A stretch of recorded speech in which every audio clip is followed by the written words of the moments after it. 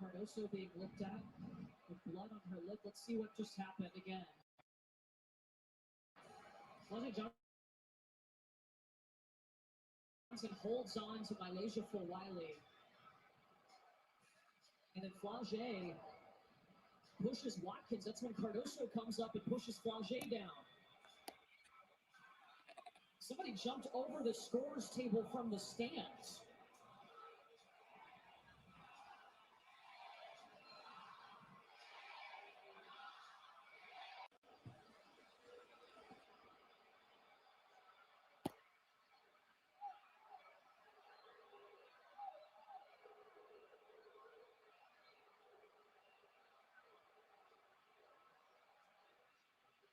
Cardoso being looked at with blood on her lip. Let's see what just happened again.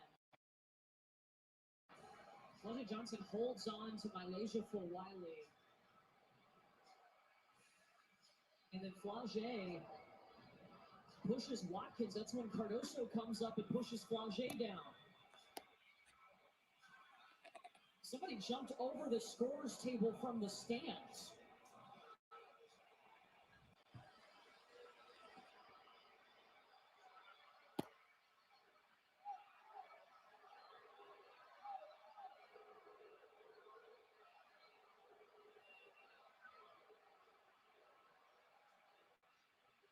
Cardoso being looked at with blood on her lip. Let's see what just happened again. Fletcher Johnson holds on to Malaysia for Wiley.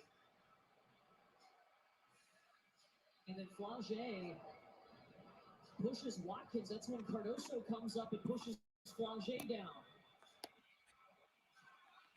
Somebody jumped over the scores table from the stands. What's going on, dog? What's going on, Hayes? You in here? I think we back. I think we back in the business, man. Back in business, dog. I think we got the computer up and running. You know, you back on you back on the regular jump. Yeah, I think we good to go today. Dog. I got to do the hand rub, the red raw. You know that rub, that hand rub. You know how that is. That means you back in business. That means you mean business, man. But real quick before we start, man, let me go ahead and let me straighten something right quick, dog. I don't know if you can see the chat. I can see the chat. I got my man Cuban Kane in here, dog. He like a mosquito, dog. Like he just bzzz, you know. And I've always asked him, dog, what's flies to an elephant, dog? What's flies to an elephant? Absolutely nothing, dog. But, you know, eventually, dog, you know, you flap your ear, get him away from you, dog. Wag my tail. Get this cat out of here. Cuban King. And yeah, dog, I got to go ahead. Whenever Cuban King, I keep telling him, dog, I'm like Janet Jackson. Anytime, any place. I'm ready for it. Come on, man. Cuban, man. He can't be no taller than 5'8". Come on, dog. Whenever he's ready to debate, and he said, if I say his name 3 times, he's short like Candyman. Well, Cuban Kane. Flies can kill an elephant. These are the things I'm talking about, dog. I mean, you know, whenever he ready, he love hiding. Listen, man, we ain't starting off our show talking about Cuban with a K Kane. Yeah, I know. I just want to say, you know, way too much energy. He must be paid you for some promotion. How much he paid you? He paid me no attention, dog. That's what he need to do, dog. And when I put this verbal judo on his behind, dog, on this debate, he gonna know better. See, he is like the exhibition fight between Mike Tyson and Jake Paul. I'm more like the real fight with Tyson Fury and Jake Paul. Let's just get that straight. But anyway, what's up, Street Man? How you doing, man? We on Hayes Street, somewhere in cyberspace right now. Somewhere in cyberspace. Now where we at, man? We got. Let me see. We got. Yeah, man. We got Nick Saban. We got Cardozo back there. We're gonna get into a little bit. Y'all was just watching a little fight, man. What's going on, everybody in here, man? Make sure I hit the like button, share. Y'all was watching a little squabbling out of USC. Well, University of South Carolina. They call themselves USC too. And LSU.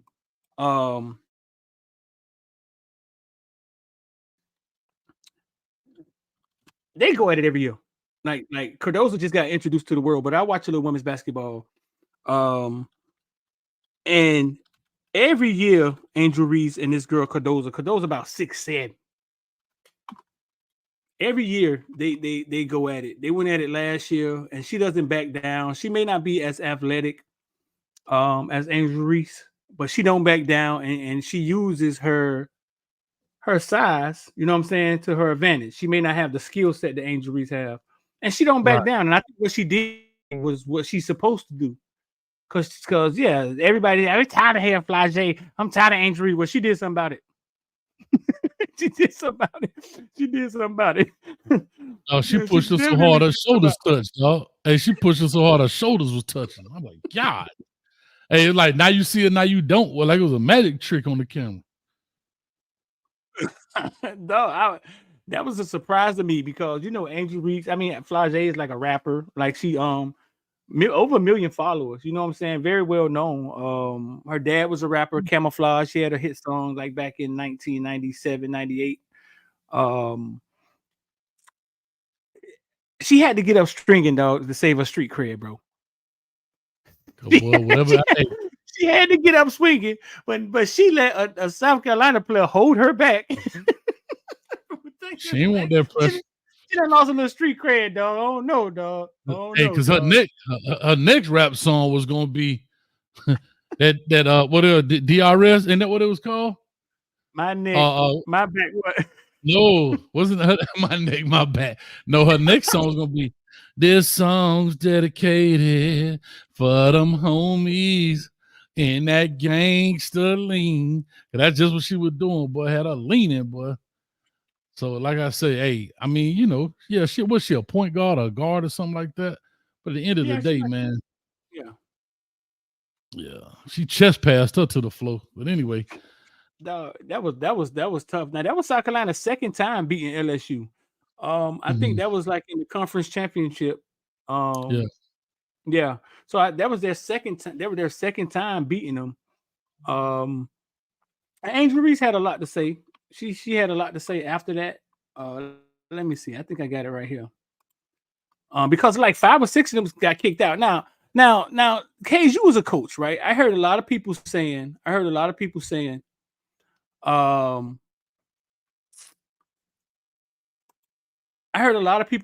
Angel Reese walks. Oh well, when it started, you could see Angel Reese walking to the bench, right? And I think she walked to the bench, and I think she literally stayed on the bench. This is not a wide enough shot, but she's right here. I think she walked to the bench, and I think she stayed on the bench, right? Right. Like I don't think you ever see her come into play. She didn't get in the middle of it, right? Now the coaches are probably holding her back, right? Mm-hmm. So too sad we couldn't say that about Flage brother, but she's your star player in these college games. When you get suspended for the next game, and it could carry on, right? Your next few games is the tournament, Coach Hayes. That's right. Do you want Angel Reese? No. Defending Flage before tournament play. Oh, shout out to Angel Reese. Yeah, shout out to Angel Reese. But do you want Angel Reese defending Flage? She could dunk my basketball. She could dunk my basketballs. Shout out to Angel Reese. But no, and to be honest, there's protocol for that, right? I mean, the basketball protocol. You see the coaches.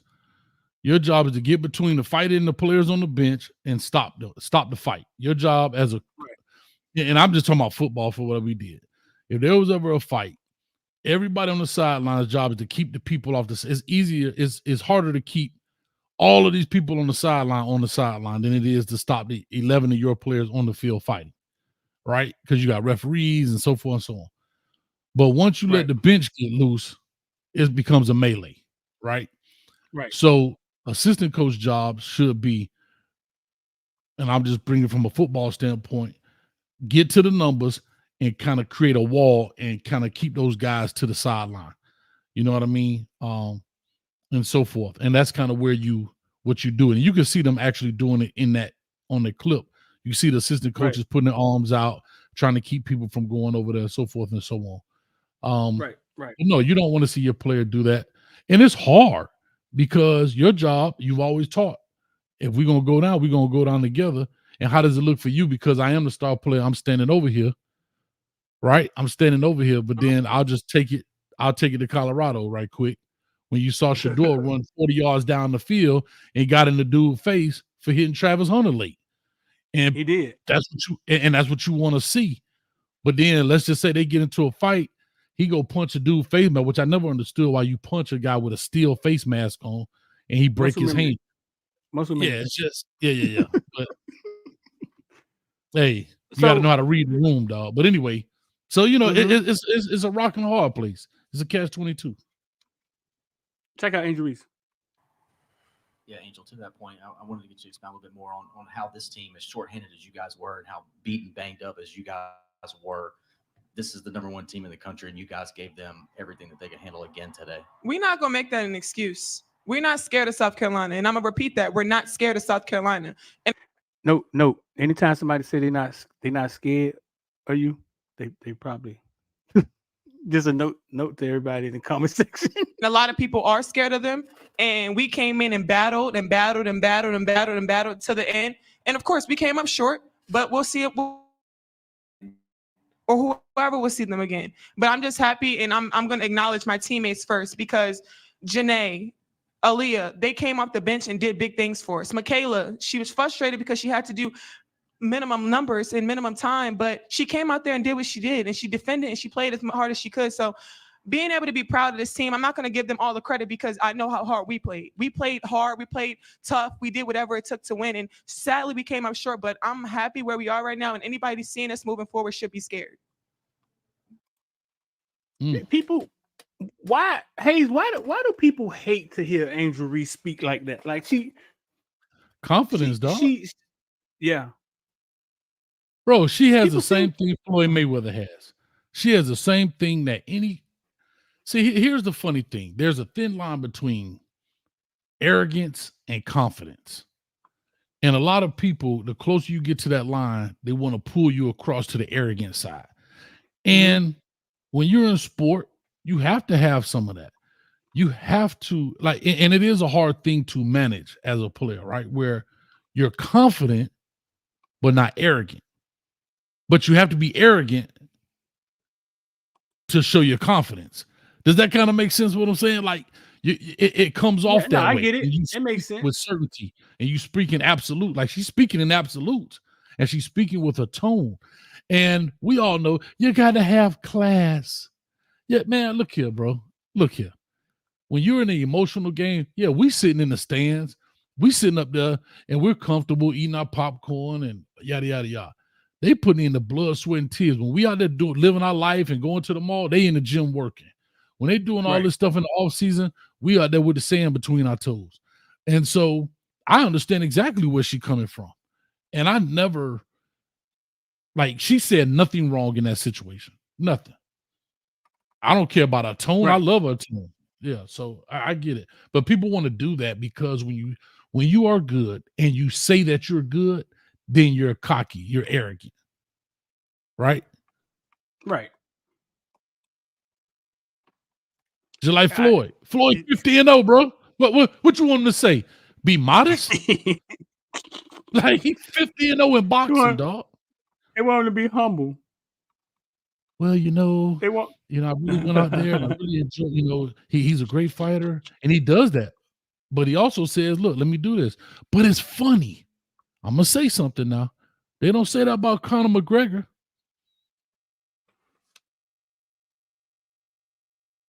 That he's cocky? No. The arrogance part, cocky, sound a little bit different than being an a-hole about it. Like that's what I'm saying, right? Yeah, he's cocky, but to me, it's just showmanship. And we know how we get into trigger terms, especially in the media, right? Mm-hmm. They want Angel Reese to be just like Caitlin Clark. Let her game speak for herself. But that ain't our culture, dog. Our culture, I don't care if you go to every basketball court around this country, somebody talking trash to somebody else. Football field, basketball court, baseball, whatever. And that's a part of our nature. And that's okay. There's nothing wrong with that. Especially if you backing it up.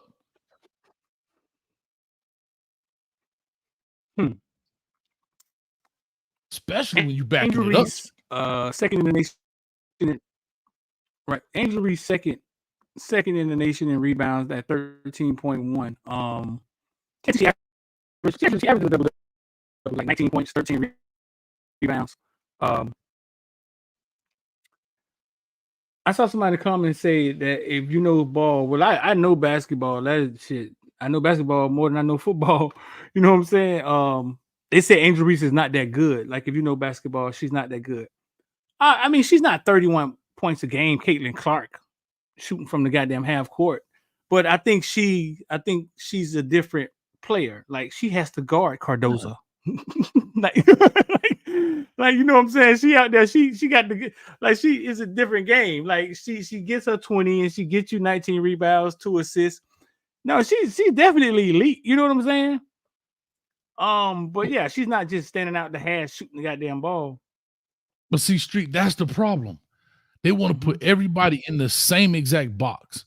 They want to put every player. They don't, you correct me because I don't know. I don't follow it like that. But bro, they don't play even the same position, right? No, Caitlin Clark is a fucking freak that stands out and she shoots that motherfucker from anywhere. I mean, right. she can flat out, she's a scorer. You know what I'm saying? And she got, so she's a scorer. She's number one in the nation in scoring, number one nation in assists. Caitlin Clark. Bro, that's like saying Dennis Rodman ain't good. Like, this is exactly what I'm hearing. This is what I'm hearing. Right. Dennis Rodman ain't that good. Right. Why? It's a different, because he don't shoot like Steph Curry? Yeah, it's a different skill. It's a different skill set. But I think,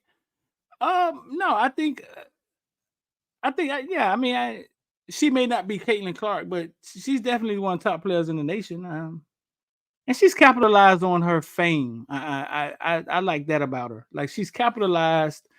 I think she understood the assignment. I wouldn't be surprised if she's trying to stay in college. She said that last year. She said she makes more money now than she would if she went to the WNBA. I remember that's why she's back. Now I don't know how much more time she has, but she's a young lady that like you said, understood the assignment.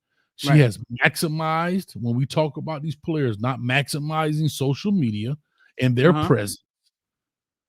She has maximized it. She's a pretty girl. She's, when you look at basketball, especially female basketball, we have this stigma about women and how they look. So she's a pretty girl, almost like your girl Candace, what's her name from Tennessee? Candace Parker. Candace Parker. Yeah, so when you see these pretty girls playing, and Cardozo ain't no bad looking young lady either. You know what I mean? Nah. And she just 6'7". But the thing is, and what I like about her is that she plays tough, but she also shows her feminine side in it. And I think that's big right there. You know what I'm saying? I know. One thing I don't like about women's sports is that they try to be the males. And I don't like that about women's sports. Like, I think they got their own lane that they should be in. Like what it is what it is. Turn that stupid stuff out. But it is what it is. Like I think they should use their talent. I think they should use their talents. I don't know why they try to prove themselves. Oh, we could play basketball just like the men. Like, no. Like, no, play it like a woman. Like, I think it's a different sport. It's a different thing. And I think they should embrace everything that comes with it. You know what I'm saying? Like their looks but women always trying to bypass my looks. I want you to want me for my brain. Let me put on this little short skirt and get my titties done and get my butt done and get a mummy makeover. I want you to like me for my brain. Hay Street just went left. Hay Street has literally. It's very confusing, dog. It is. Well, yes and no. Yes and no. The thing is, you don't see a lot of feminine women in sport. I think that's the problem. You don't see a lot of feminine women in sport. So when you see one, she's like the unicorn, right? Even Candace Parker was a pretty girl, but she wasn't very feminine, right? Reggie Miller's sister, I forgot her name. She wasn't, you don't see, even Lisa Leslie, she was more feminine, but not as feminine as Angel Reese. Angel Reese looks like all other typical girl. Fly J is not a feminine woman. Right. You know what I mean? And so when you see one, it's kind of like the whole phenomenon right now on YouTube, the female truck drivers that look good and they're feminine. They ain't getting out with overalls on talking about, what's up, dog? You want to take the load? You see what I'm saying? Like they got the hair and the nails done. They doing lipstick, but they driving an 18-wheeler. And it's something about feminine women doing stuff in that category that's intriguing, I think, to men. But unfortunately, in a lot of sports, you don't have a lot of feminine women doing sports. Right. I wouldn't say you don't have a lot. It's a lot of them, but I think. But I mean, that's being recognized like an Angel Reese. I'm saying, even when you see the feminine ones, you don't. They're in the basketball uniform, so you don't even know sometimes if they are. You know what I'm saying? Because they're in the basketball uniform, so you can't tell sometimes if they're feminine unless they go out of their way to show their feminine side. Well, because they're not maximizing social media, and that's what Angel Reese has done. Yeah, we see them, right? Unless you're a person who like truly follows them. But it's just like anything. How many people see a lot of these football or basketball players outside of the game unless they just all over social media, they follow them. But we don't see a lot. If you think about the amount of football players that you see, it's only a handful that's really doing commercials or you see them outside of their uniform. You don't see football and basketball players outside of the uniform too tough like that. You know what I mean? Like, when the last time you seen Djokovic outside his basketball stuff? You know what I'm saying? That kind of thing. Right. And so it's the same thing with sport. Yeah. And that's what I like about Angel Reese. And then what I also like is she also brought the feminine piece on the court so far as the look. You know what I mean? So far as the look. So Reese, somebody said they never heard of female truck drivers. Y'all crazy. Well, that's type in female truck driver on YouTube. They got millions of views, bro. Millions of views. Yeah, my cousin drove trucks. How they never heard of a female truck driver? Come on now. They got one girl, I think her name Beauty and the Beast. She's Beauty in the truck named Beast. Dog, killing it. There's a lot of female truck drivers. So they never heard of it. Matter of fact, what's that coach's name? From I think she's at Texas A&M or maybe Texas, or maybe she was at both. She had been ridiculed a couple years back about her outfits. She's a coach. She was a player, and now she's coaching now. And they were like, "Oh, is this right?" And see, that's what I'm saying. She's coaching, and she's brought fashion to the coaching world in the sense of now the coach from LSU. She always have her little outfits, but this young lady here, I don't know her name. Pretty young lady, but from the coaching side, you don't have to look all rough and all tough. She out. Who was that? Is she coaching? That's a WNBA star, Cheyenne Parker. And a lot of them don't really embrace, you know what I'm saying? A lot of them don't really embrace that side. Skylar Dickens was another sexy one that kind of, you saw her sexy side. It's another one, man, that makes a lot of videos. That's in the WNBA now. Skylar Dickens was fly. That's the one from Notre Dame, right? Yeah. They say Drake. I think Drake was supposed to be messing with her, some Lil Wayne or some one at one point in time. Yeah. Yeah. Oh my. See what I'm saying? God help us. And then you got Brittany. What's her name? Brittany. What's her name? Griner. What about Brittany Griner? She was in that. I'm saying, go back to that picture where all three of them were up. Oh, that was Brittany Griner up there with her? Yeah, go back to that picture. Was it? Just with all three of them up. Oh, okay. It was a picture with all three of them. I can't find it, but I see Skylar. I don't know how I lost it that fast. It literally was just up there. Right there. Brittany Griner just retired, right? I don't know. It's another one that makes a lot of videos. But no, man, I wish women's sports. I wish the basketball goal was shorter. I wish they just had their own lane. You know what I'm saying? I wish the basketball goal was shorter. I wish they could go down the lane and dunk on somebody. I wish they had on shorter shorts. I just like, you know what I'm saying? Like beach volleyball, dog. Like, you know what I'm saying? Why we always getting away from those conversations, right?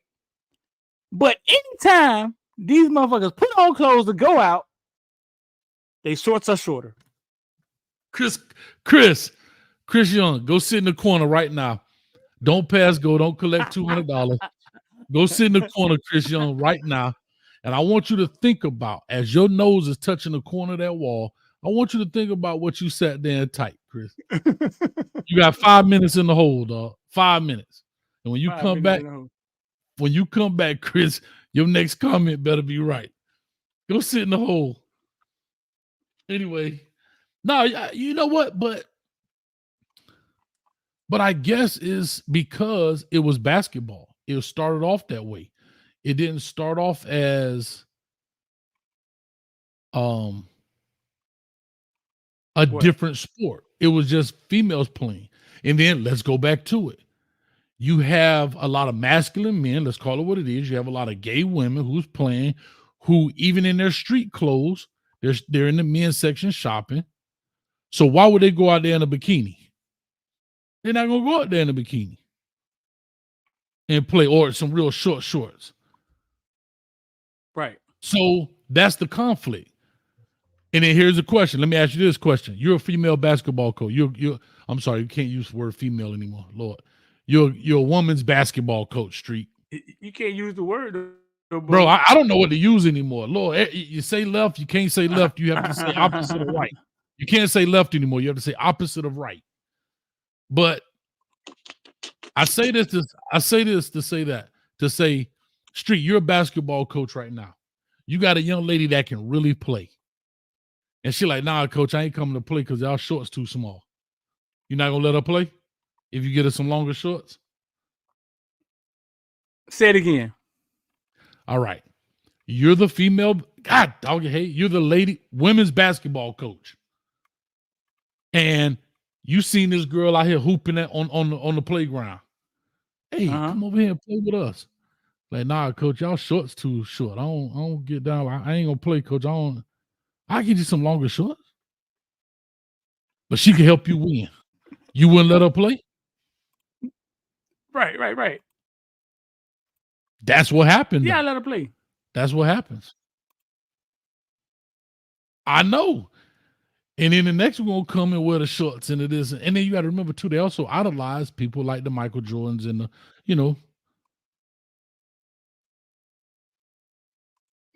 Man, I just wish.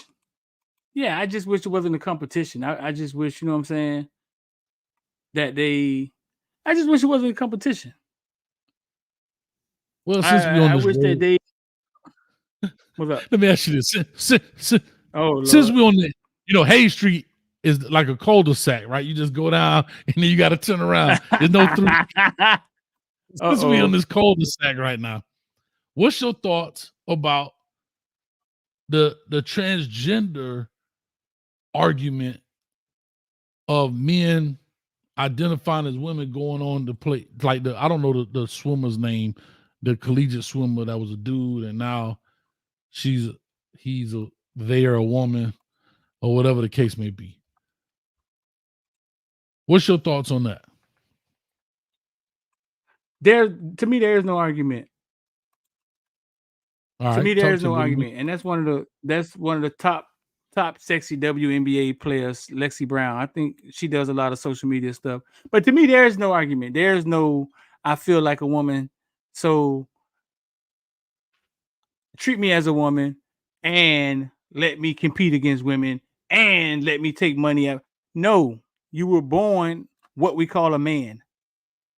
So if you feel like a woman, you want to dress like a woman, they should make their own. They should make their own category for men that feel like women, and yet y'all race against each other.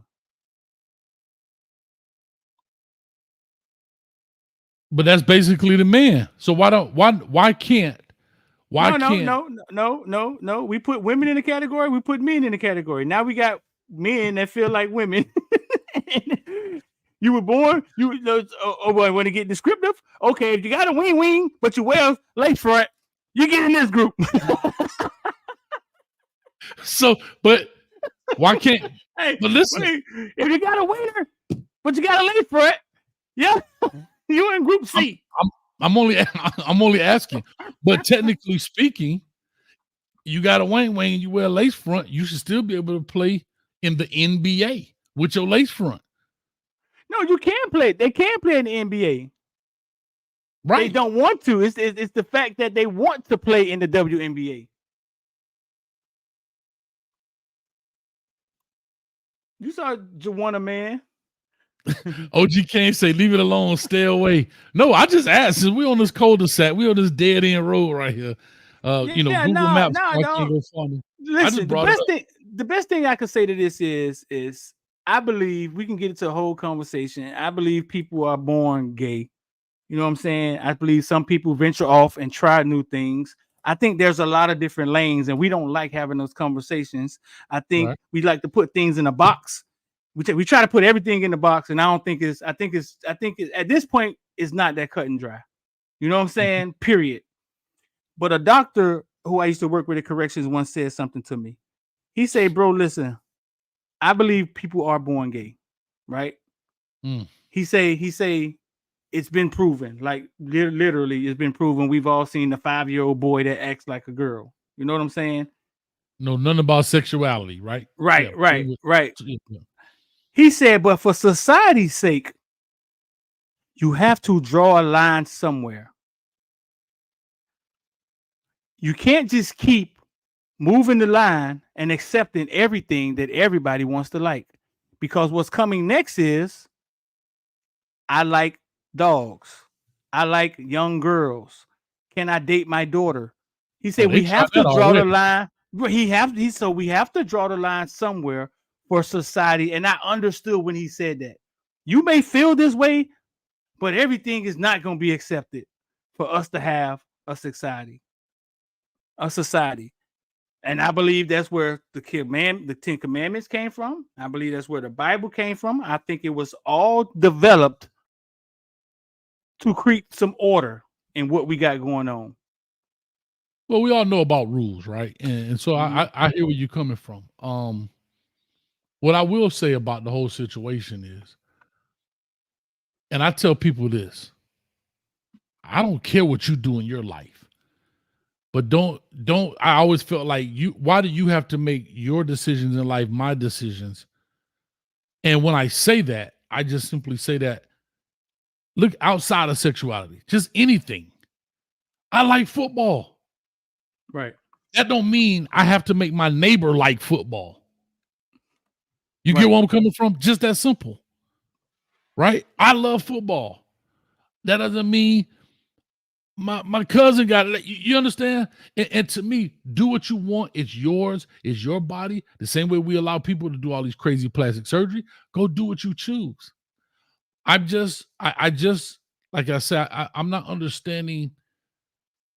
Like when it comes to that sport thing, and it goes to show that same swimmer, if I'm not mistaken, didn't even place in the men's category, but came in first place in the women's category, right? John McEnroe caught heat talking about Serena Williams. Do you remember that, Street? Not vaguely. So John McEnroe, for people who don't know, tennis great. he said something like Serena Williams is awesome, for a woman's female tennis player, and the newscaster said, well, why does it have to be a woman? He said, because that's what it is. And he was saying that if Serena Williams winning in this tournament against men, she'd probably be ranked 700, somewhere like that, he said. And everybody got pissed. It's the truth. But it's the truth. It's not downgrading her. It's a biological thing. It's just what it is. Because if that's the case, if people want to call things like they are, if you just say, hey, everything's going to be unisex sports, women will be eliminated in those particular sports over time just because of what it is. Just because of what it is. You know what I mean? You would never hurt of Serena if it was what was his all reason of just saying that, though? one. Well, because they asked her, how is she? And he just said she does great. They asked her who's the greatest athlete or whatever all time. He said she's the number one female athlete in tennis, I think, something to that effect. I don't know the exact. But the lady said, why does she have to be the female or woman? Why can't she just be the greatest athlete? He said, because it's not in the same category. And then he went on to say, if she was in the men, she would be ranked probably 700. And then that became a whole fiasco. But anyway, oh man, it got crazy. It got crazy. It got crazy. Crazy. For everything she's accomplished and everything that she's done. And I don't know the answer whether she wants to play again. I don't think she needs to play again. She's sort of in that level of where Michael Jordan and LeBron James and Tom Brady are. I mean, she's like one of the all-time greatest athletes in the history of any sport, male or female. So she's at it seems to be a great place in her life. She's added obviously a lot. It's anyone that saw the movie, realizes where they came from and where she. That's after the fact, huh? Oh, that's way after the fact. Go in there. He kind of backtracked a little bit. He backpedaled right there. I believe that's it right there. No, maybe that's not it. Let's see. That's not it. Let's see. Because he was on like a news, but somehow the organizers insisted she hold the press conference in the main room. That's where not team it. Was it? Right there. There it is. Is it? Different times with 5 of my kids were born. I don't want anything to go wrong with Serena because she's pregnant. I don't want to upset her. That ain't it. Well, that's the setting though. He might be pissed off already. It is? No, that's the setting right there. Now, he might be had them pissed off already. No, that was the setting right there, but I don't know what the I don't know, man. Like I said. And Serena can play, but you start talking about the strength of hitting the ball. Maybe that's it. Go down in the middle. Go straight down. Down. Right there. No, go right over 10 here. seconds, right though.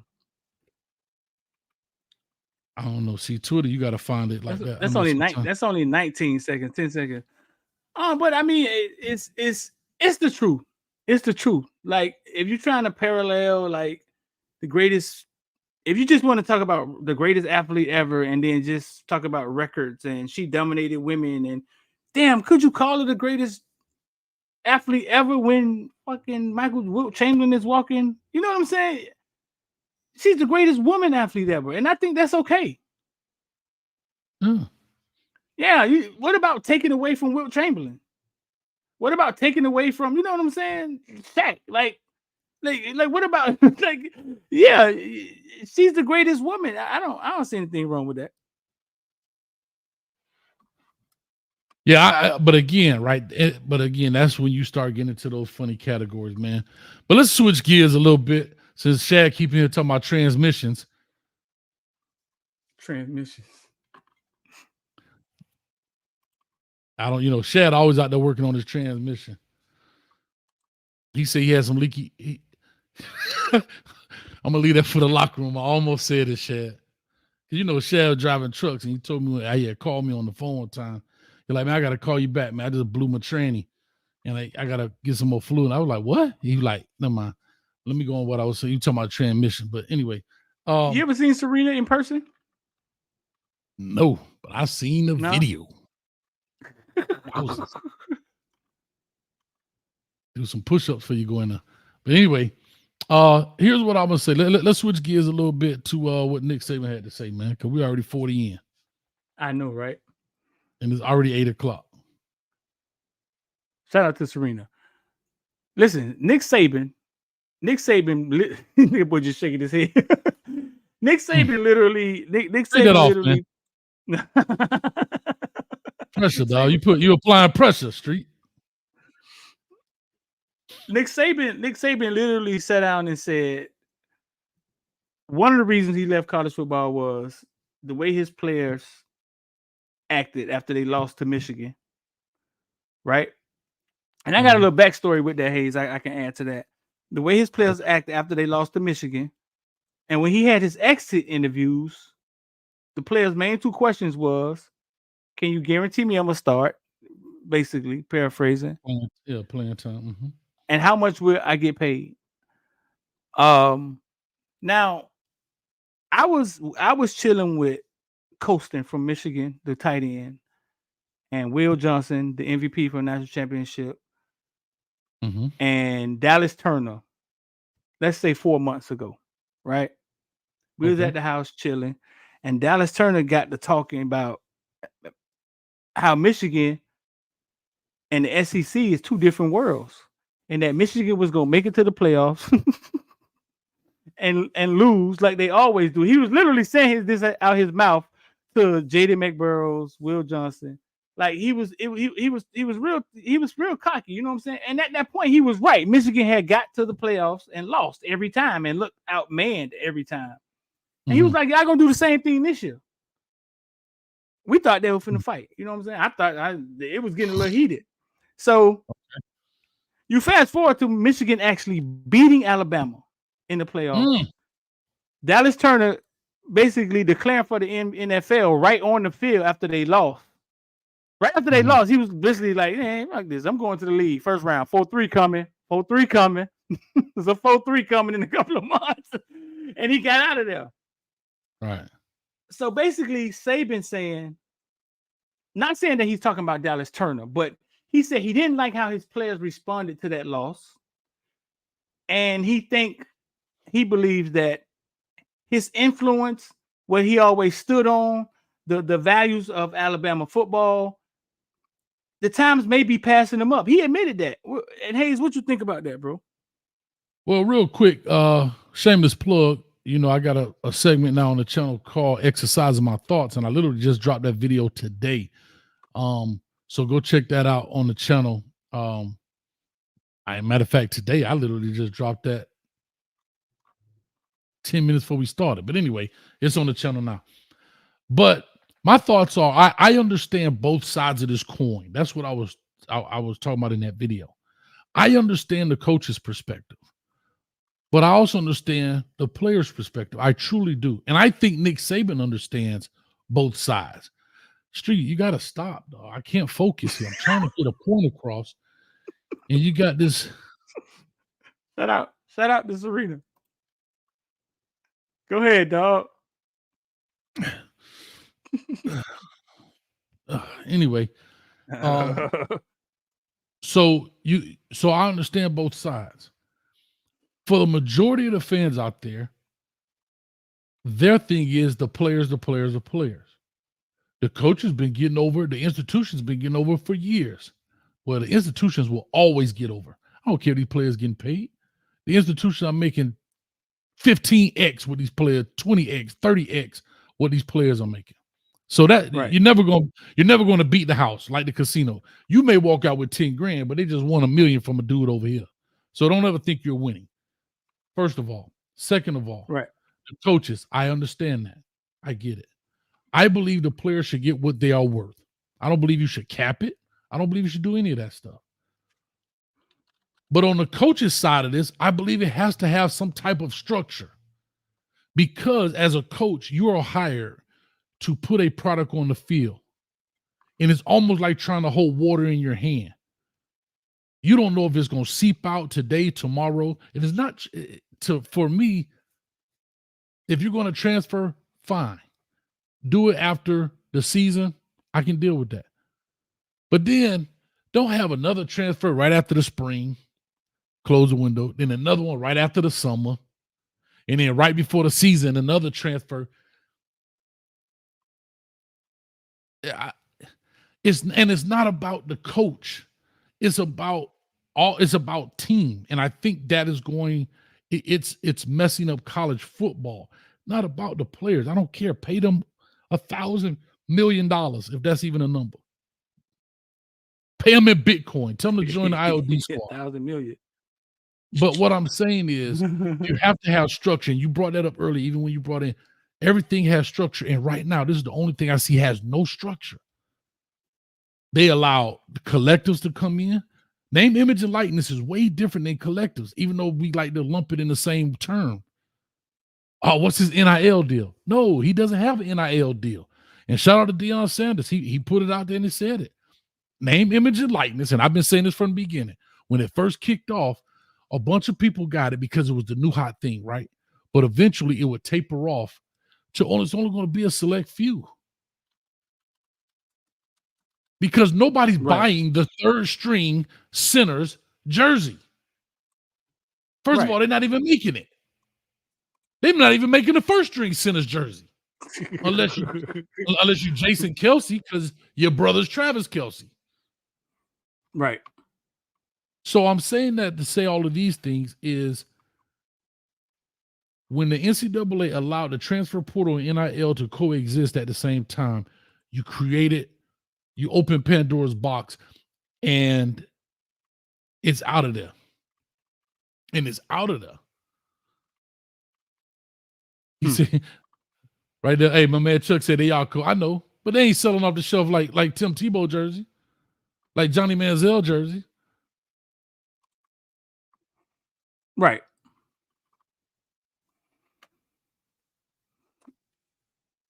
So that's my thought. I think players should get paid, but I believe there has to be a structure in place. I'm not saying cap their money, but it has to be a transfer structure in place. And that's my only thing. So, but what's your thought on so Nick Saban? You understand him exiting out? Like you understand him saying, he getting $10 million a year, bro. I don't hear you crying. Nobody's exiting out because one, he doesn't need the money, and two, that $10 million is not worth the headache and the stress on the body. Because you have to remember, this wasn't a gradual change. This was a flip of the light switch for him. This wasn't like, okay, year one, we're going to implement this. Year two, we're going to implement that. Year three, gradually. It was like, here today, there tomorrow. And so for him, money is not the object. It's about the game at this point. Once you made the money, now it's about the game. It's no different than Warren Buffett, Elon Musk, Jeff Bezos. It's not about the money for them. It's about bettering whatever you want to do or fulfill whatever dreams you have. Why does Elon Musk get up and work every day? You think he get up and work for the money at this point? No, his money makes money. Right. He never has to work ever again in his life. Never wake up and work, but he does it because he's now living out whatever dreams there are. And so guess what? He didn't like the way Twitter was going. He went and bought it. Now that's a different argument because he has so much money. Mm-hmm. And for Nick Saban, he was saying, I don't understand this game anymore. I don't get it. To me, I can't wrap my head around it. I'm out. I'm 72 years old, bro. I got, roughly on the average, about another 10 years on this earth? It's funny you say, yeah, $10 million ain't worth the headache. When you got 100 million, that probably turns into 10 million. He probably makes more than that with his law. He has a Mercedes-Benz dealership, other business ventures that he's making money while he's asleep. So why do I have to get up at 4:00 every morning, go chase down some 16-year-old kid, his first question is how much money I'm making, and you played at some high school with 12 players. Like I don't need that headache. In the comment section, raise your hand if you will trade a headache for $10 million a year. No, put some context to it. If you got 100 million, but you already got 100 million. Half of them dealing with a headache at their job now for $25 an hour. Thank you. Thank you. Oh no, dog. Street. All I'm saying is we always thought the coaches were overpaid in college football. Agreed. Nobody else eating. The coaches overpaid. The NCAA making out like fat cat. Agreed. Okay, something else been put on your plate. Deal with it. Shit, we already thought you was over. But you're talking the money. I'm not disputing the money. I don't care if Caleb Williams got a $50 million in NIL. I don't care. If that's what they feel like he was worth, then so be it. I'm talking about the transferring, just nilly-willy transferring. It used to be one time. We seeing guys with 5 transfers, dog. I'm saying deal with it. You getting paid $8 million a year, Mario. Deal with it. Yeah, but Street, come on, dog. Ain't no come on. Deal with it. What else they want? They want another $8 million? They want $16 million to deal with it? You ain't gonna have $8 million long if you can't keep a team because you don't know what's what. A dude is leaving not because you did anything wrong, it's because he's got a senior in front of him, and everybody in the hood told him he gonna be starting when he going to college. And this trickles down even to high school now. Even in high school, these parents and the street agents are shopping kids around to start as 9th graders on varsity. But hey, what part that the coach get to sit down and tell a player, listen, I mean, hey man, your time here, we appreciate it, but we need you to move on. What about that part of the transfer portal? That is really happening now. Now I agree. They're asking guys to leave. And they're definitely using it to their advantage. I agree with that. And that's back to what I said. There needs to be, because you're dealing with money and you're allowing the collective, not name, image, and likeness, not Caleb Williams doing the Dr. Pepper commercial. We're talking about collective monies here. I believe, and I just said this on my the exercise of my thoughts video, and I ain't really thought it out, so y'all kill me. Right. But there needs to be some type of contract in place because everybody wants to compare the player and the coach. The coach is under a contract.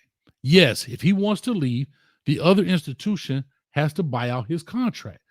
If Mario Cristobal wanted to leave today and go to said university, they would have to buy out his contract in order to get him there. He doesn't just leave because the bathroom's not clean. Right? No. Right. Somebody has to buy him out. Okay. Same thing should happen there. If D. Streeter wants to leave the University of Miami and the University of Georgia wants him, then buy out his NIL deal. The amateurs? The amateurs? They're not amateurs anymore. That's the thing. They amateurs. They ain't changing. No, sir. They're getting paid to. You think the amateurs should be on the contract? They're not amateur, Street. I'm sorry. No, they're not getting paid to do nothing. They're getting paid. They're getting paid to come there in the collective, not name, image, and likeness. The NIL, the collectives are paying these guys to come to the university and play ball. What is it called? They're paying them in the name of what? There's only one way a college player can get paid. What do you mean? Explain, because I'm lost. Well, it's only one way we know they can get paid. Name, image, and likeness, right? Yeah, but collectives are not name, image, and likeness. Everybody says that. Okay, what I'm asking you, they're paying them in the name of what? It's not only one way they can get paid. It's only one way to get paid. Okay, so what are collectives? They paying them in the name, image, and likeness. Hey, there's only one way they can get paid. They have really dressed it up. That's why you see them on the commercials. They do the little commercial with the Kane Collective shirt on. Yeah. Because it's only one way they could get paid. There's no second way they could get paid. No, dog. The first time Nick Saban ever said that, I was against it. I was like, what is Nick Saban talking about? That sounds like pay for play, right? Hey, well, this is how remember he said that. This is how I'm gonna do it. I'm gonna get a pot. Every player gonna get the same amount of money. I was like, what is he talking about? He's not even supposed to be a part of it. Like, what is he talking about? But they're playing them. It's only one way they can get paid: name, image, and likeness. The collective, they have made up a way to where we like, okay, we're gonna put money in the pot. We're gonna build a bunch of businesses, and we're gonna call it the Florida Gator bag. And we're gonna pay the players, and then we're gonna have them go to elementary schools on Wednesday. Fine. No problem. but it's the NIL. Yeah, but to me, and again, this is where the NCAA fumbled the ball in a sense. Mm-hmm. Big time. Because I'm for the players being paid. I am 1,000% with that. I'm not disputing. I don't care what the top end is. Mm-hmm. However, the flip side to it is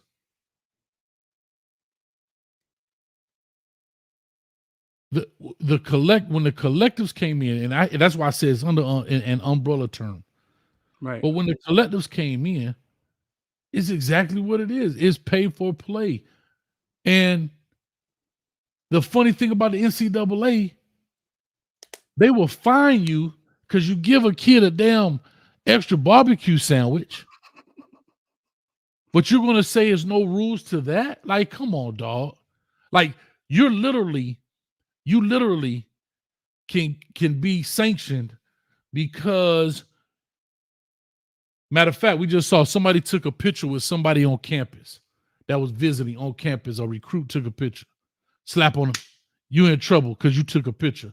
But to me, I think if they don't put anything or something doesn't happen, y'all mark my words, on May 11th, 2024, I wouldn't be surprised. And I don't know if you have and they're not unionized, but you're going to see a lot of coaches dipping up out of this thing. Or they're going to get so expensive in the college world, like the coaching, I'm saying, because their thing is this: I would never make my contract. I can never make my contract if I'm constantly losing and picking, losing. It's literally a revolving door. Every year is a new year. Every year is a first year for a coach. Hayes, but you know that there's coaches dying to get in college football. If somebody asks you to take over the Washington Huskies right now, you in. The cash got to be right. You in. $700,000 a year and a house in the mountains in Washington. You in. For how many years? How many years? Don't give me no 1 year. You ain't even gonna ask me. Y'all got a collective. You ain't even gonna ask. You in. You jumping right in. We'll figure it out as we go. But what happens is, I'm telling you, you're right. There's hundreds of thousands of coaches that want to do this. Mm-hmm. But when you do this, you start diluting the pool so much, the product is going to be bad on the field. I'm telling you. I think somebody said, how you think Texas A&M and Texas are paying those players? It's not NIL. Listen, all I'm saying is this. Legally, how do college players get paid? Name, image, and likeness. The only thing they could have created, I don't care if they call it a collective, a conglomerate, a mob. The only way they are paying these guys is in the name of name, image, and likeness. And that's how you get a video of Cam Ward with a wrinkle-ass Kane Collective shirt on saying, I'm Cam Ward, and I'm here at Miami, and I've been with Restrepo and Jacoby. That's how you get it. Because the collective is set up in the name of name, image, and likeness. And they got real close to the line. They told the line. They got really, really close and said, this is how we going to do it. In order to control this thing and keep money coming through, because we don't want to bank on Subway. We don't want to have to bank on motherfucking Arby's. We don't have to. So right. So to y'all, it looks like it's pay for play, but the only way I'm saying they can get paid is name, image, and likeness. So whatever the collective is, right? It's in the name of it's in the vein of name, image, and likeness. Yes, under the umbrella, and I get where you're coming from. Right. But again, like I said, I don't have the answers. I know people probably, since I put the video, I haven't checked it. People probably blasting me in the chat, and I'm okay with that too. About what? Because I was saying, because the same thing I brought up here about maybe other schools could pay them out, right, or whatever. But here's something else I want to simply bring up, because my biggest problem is the transfer. And here's the funny thing. When this whole thing started, Street, it was never about kids transferring. It was about kids being paid. Right? This is about as close. This is about right here. Yeah, money laundering, dog. I'm finna go sell this yayo. Hey, shout out to myself. I've been watching Snowfall here. I've been binge watching it. Franklin out here washing his money through the collective, dog. Through the USC collective out there in California. Right. That's the Shad. That's about right, Shad. When Nick Saban first said it, when him and Jimbo was at each other's neck, Nick Saban openly said, "I know how I'm gonna do it. I'm gonna get a collective. We're gonna get a bunch of money, and we're gonna pay everybody the same." And he said it out loud. And I was saying, "Hey, wait a minute. The head coach ain't supposed to have anything to do with these kids getting paid. How are they letting him say that? This is supposed to be name, image, and likeness. You're supposed to be name, image, and likeness. You're supposed to do your business outside of the school." You saw when Shador them did that Taco Bell or that chicken box commercial in the locker room. Everything Colorado was blurred out. It's not supposed to have anything to really do with the school. Right. It's you. You're your so own why was Nick Saban saying how he's going to set up? He was out loud. He was saying something wrong. You know what I'm saying? Because he was Nick Saban. He was the godfather of college football, and he realized he no longer has control. That's why I titled it The Power Struggle. He has now lost the power.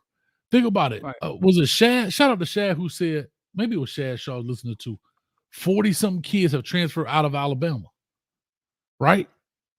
That's 40-some kids he got to try to replace in some form or fashion. They there though.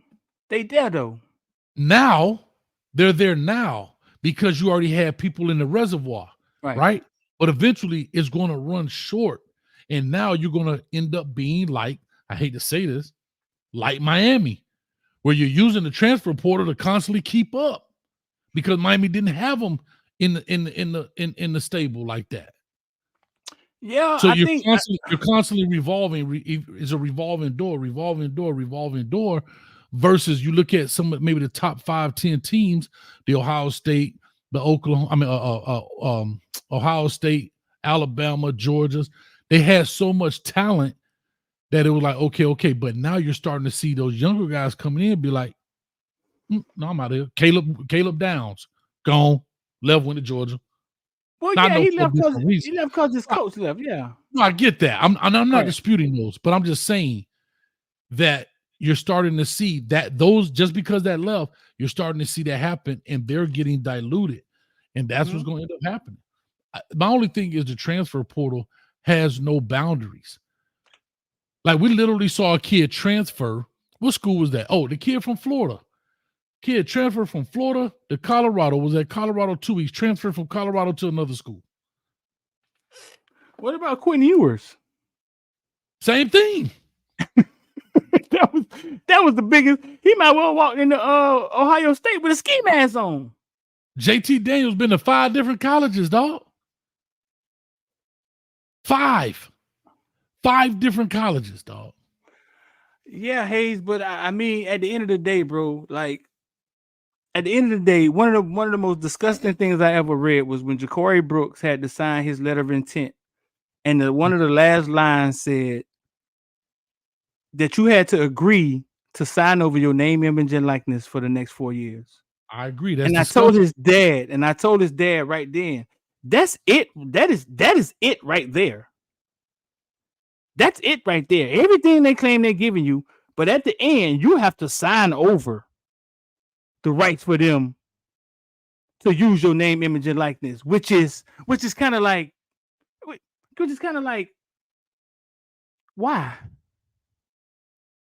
You know what I'm saying? Like, why do I have to give my complete name, image, and likeness to you?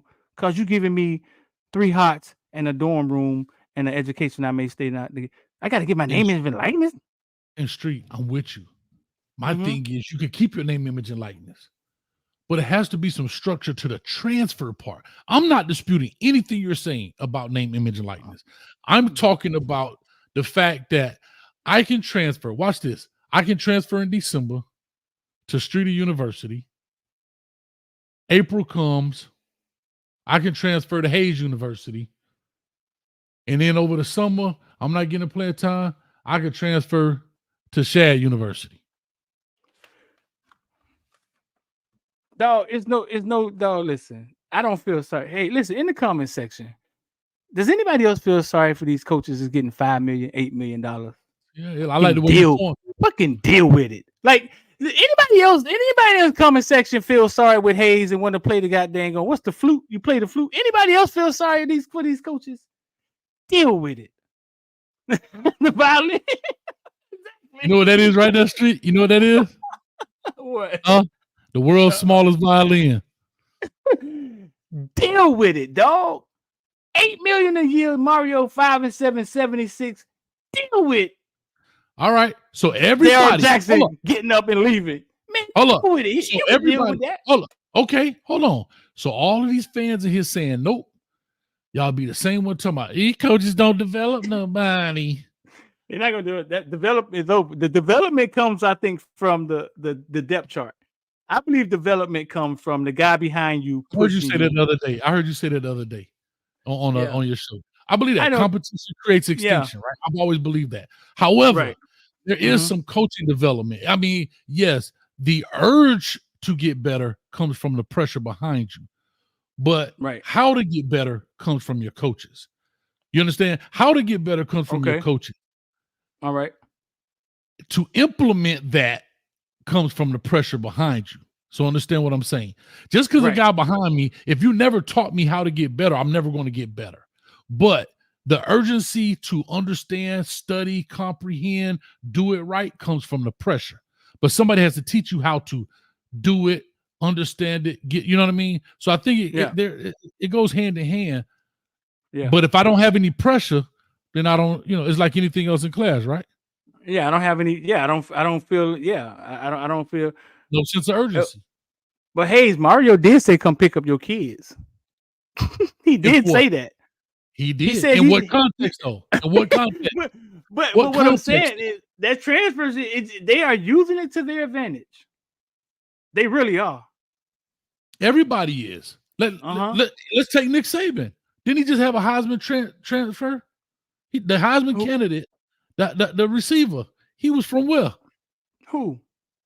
What was the kid from Ohio State that came down there? No, he didn't win the Heisman. I'm sorry. The other receiver. No. He came from Ohio State. The receiver that was balling. The fast one that he's in the league now, right? Yeah, he was balling. What's his name, y'all? Come on, fact checkers. He came from Ohio State to Alabama and turned the thing out. So they all reap the benefit. He play for the Lions now, right? Jameson Williams. Yeah, Jameson. Yeah. I'm not saying people don't benefit, and I'm also not saying people can't transfer. What I'm saying is, how can you transfer 2-3 times in the same year? And only thing I'm saying as a coach, hear all I'm saying, as a coach, okay, you transfer after, let's say the season is over December. You come in. Well, I don't like how spring went. I'm leaving. Hold up, but we'll be the same fan base and all fan base across the country. Wait a minute, we got this kid. He done transferred in April. All right, next kid up. He done transferred in July. And yeah, we supposed to go out here and win a national championship in August. Deal with it. I believe I don't hear no criticism. I won't hear no criticism. The human brain, listen, man, the human is the best computer in the world. Like the human is a wonderful species, and we adapt to everything. That Agreed. coach from Washington was waiting in the wings to take over what Nick Saban felt was unrepairable. Like Nick Saban felt he had got to a point where this is not working for me. That coach in Washington was like, boy, let me get that Lamborghini. I know how to fix a flat. And we evolve. We're a society that evolves. You know what I'm saying? And we accept things, and I think it's going to create parity. I think college football, I think that's how you get a Georgia team. I spoke with Carson Beck last week, right? And I was like, damn, boy, I felt it that last Alabama drive. You know what I'm saying? You went down there. That was the time they let him Carson Beck open up, and you saw that he had that dog in him. They scored on Alabama, and then Alabama gets the ball and drives right down their throat. And that usually don't happen like that, and scores and seals the deal. Mm-hmm. And I'm like, damn, Carson, like, what was up with the defense? And this was a time in the year. I mean, this is how you get a Georgia defense that's a little weaker, right? Like, how does Georgia defense get weak? Well, probably the transfer portal. You know what I'm saying? You get a big bear that leaves. You get, and that's probably how. Like, you still got the guys on the back end, but maybe two of your D linemen leave, and now all of a sudden Georgia got a hole. It's not sealed tight like it was when the coaches had all the control. And again, Street, I'm not mad that they transfer. I'm mad that they transferred 2-3 times in the same year. That's what I'm saying. Yeah, I want people to be clear. I'm not mad at the money. I don't care. Make whatever your heart's desire. I am saying, how can you transfer from a team in December? Okay, right now, here's a perfect example. What's the young man that's playing corner for us right now? What's his name? Misha Hall from Washington. Mishi Hall, right? Yeah. He should probably be the starter, don't you think? Right now, based on the 3 days of practice. Yeah, Misha Powell. He looked like he got a lot of balls. Yeah, he got a lot. Misha Powell. He got a lot of. Yeah, he got a lot of balls. No homo. I got you. He got Restrepo every practice. Good. Spring ball comes up, and he goes out there and he gets a few reps just because coach is trying to figure out how to make the other guys happy. Remember spring, right? So we're gonna give Mish 2 series just so we can get the rest of the guys in. Just follow me on this. Mm-hmm. All right. Here go our beloved fan base. Oh my God, Mish Powell. You already hearing it. Oh my God. Oh my God. Mish Powell is the best ever. Oh God, national championship. Okay. Guess what? Georgia lose a dude. And they be like, we need him. And they take him in July. Hold on, hear me out. And yeah. Because guess what? Alabama did that to my man from Georgia Tech. The running back. But anyway. Yeah. But hold on. But I'm talking about the timing. And now Mish Powell says, damn, Georgia, I could win a natty up in that joint as a corner. Strong defense. Boom. And now he's out. But we'll be the same people. Like, we don't develop players. I done spent all this time developing this kid to teach him my system. He's coming in as a starter. Again, I'm not mad that he transferred, but he transferred in December. And this kid decided he want to dip in July.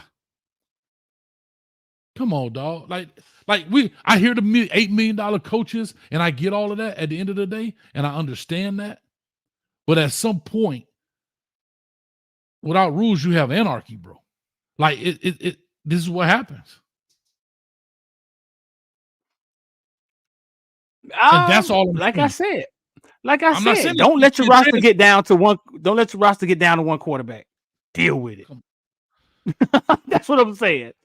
Deal with it. You got a depth chart. You better make them look as happy. You better make them look as happy. How, Street?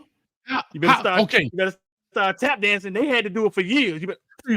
All right, Streeter, guess what? Street? All right, no. You know what's going to end up happening?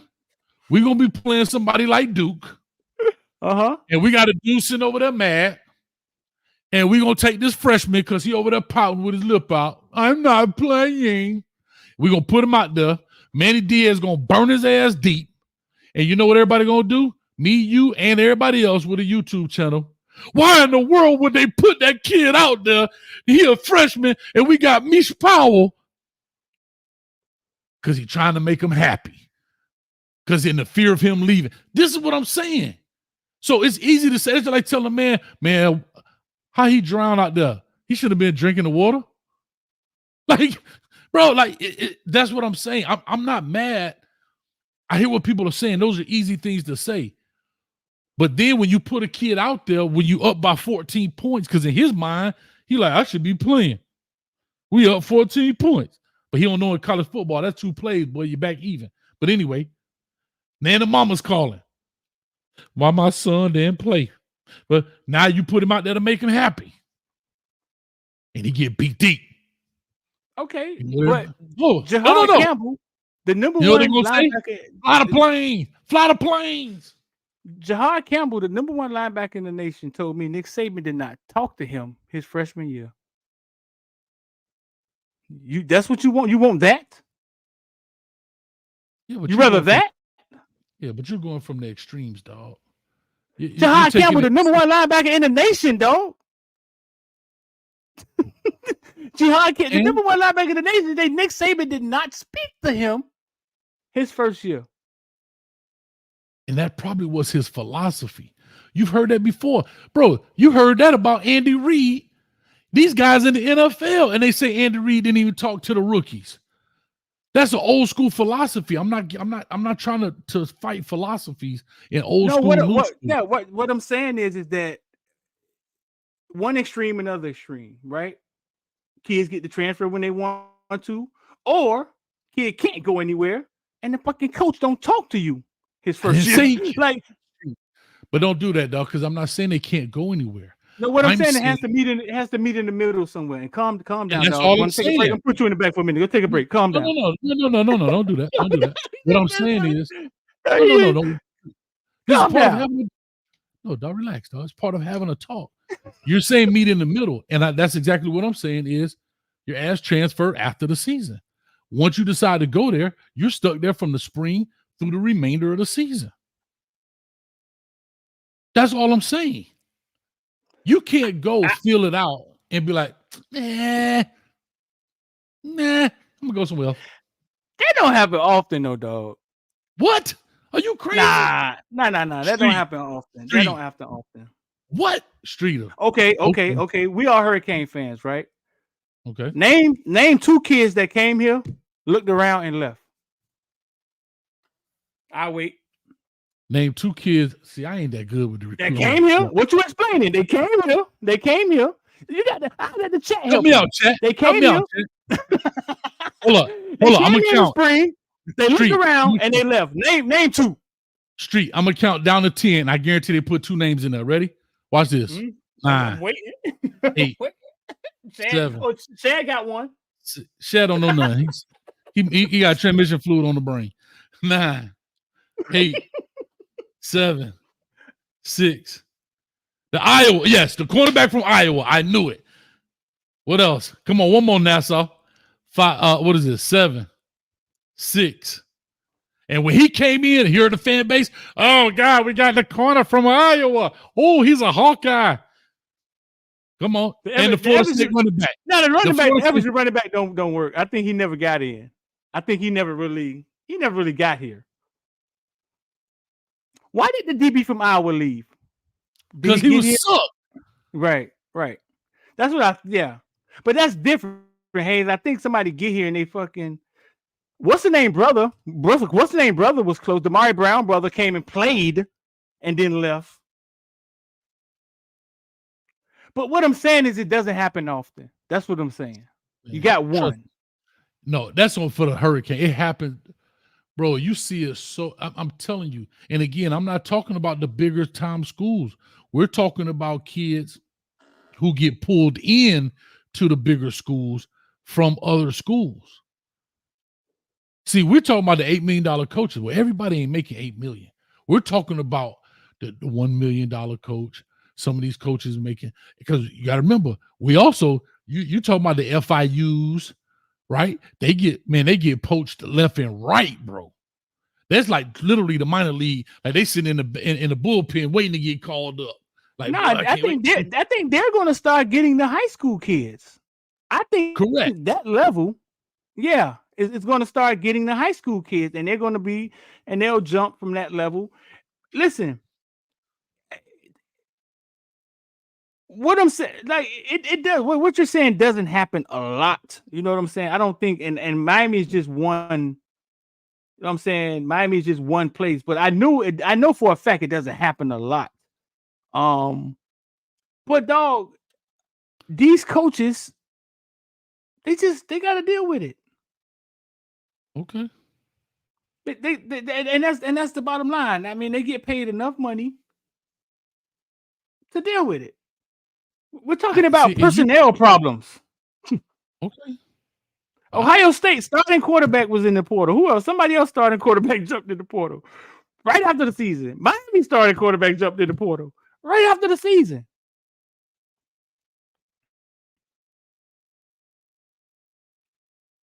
I just think that if you're going to transfer, you got, and here's the thing, we make a rule and they don't stick to it. You got a one-time transfer. Okay, fine. And I don't mind you transferring. Hold on, I'm trying to see here. What's up? Let me do this. Ain't nobody else. Don't be trying to. Ain't nobody else. I'm gonna do my research. You know me. I ain't going out like nobody else, dog. It don't happen as much as you talking about, dog. Ain't nobody else, bro. Yeah, dog. Ain't nobody else, dog. All the time. You had the whole Chad helping you. You had the whole goddamn go. You know the Chad is like goddamn go. They know everything. All of them came up with the same dude, the Iowa cornerback. I know it's somebody else, dog. Come on. It don't happen often, dog. The Alabama D lineman, but I heard he beat up the center. He got kicked off the team.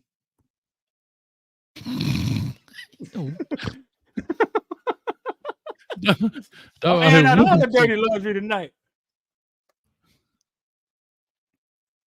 Hey, dog, hey, you got draws hanging on the line in the backyard. Hey, dog, this right here, I keep hearing this right here, boy. I heard dogs thinking up the place, dog. Will Howard? Yeah. Really? It's early though, dog, but I heard he's sticking up the place. Yeah, come on, JJ. Now, Ohio State, keep playing. Keep playing, Ohio State.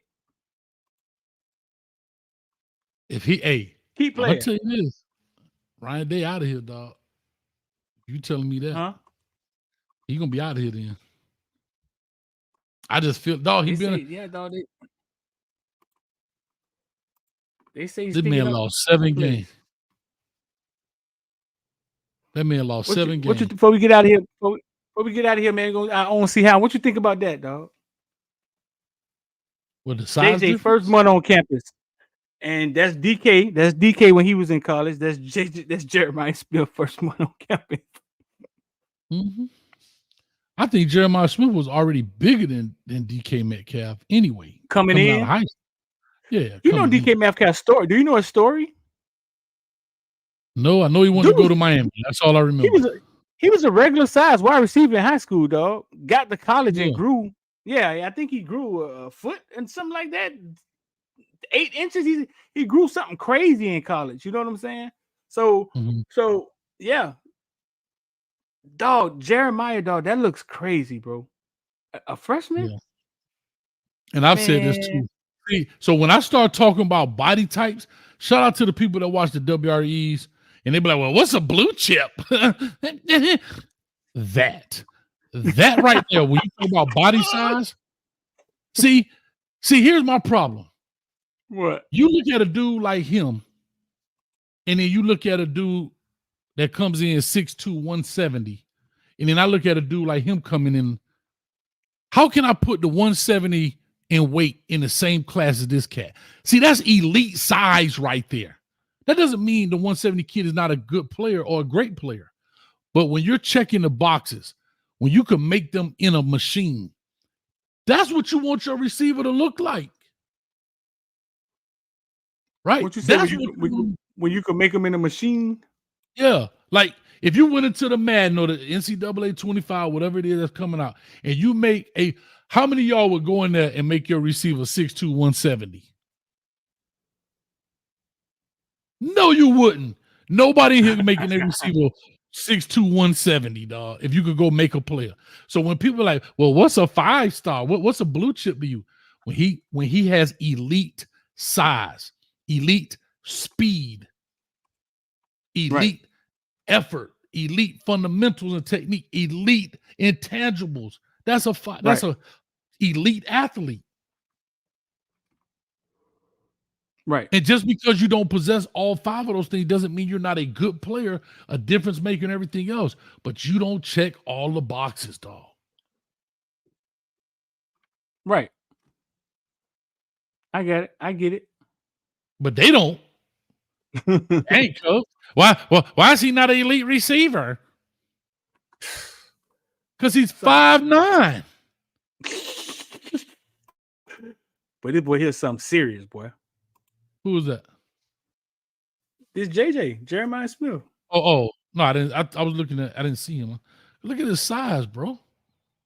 And he's fast, bro. He's fast. He is fast, and that's the thing. That dude jog fast.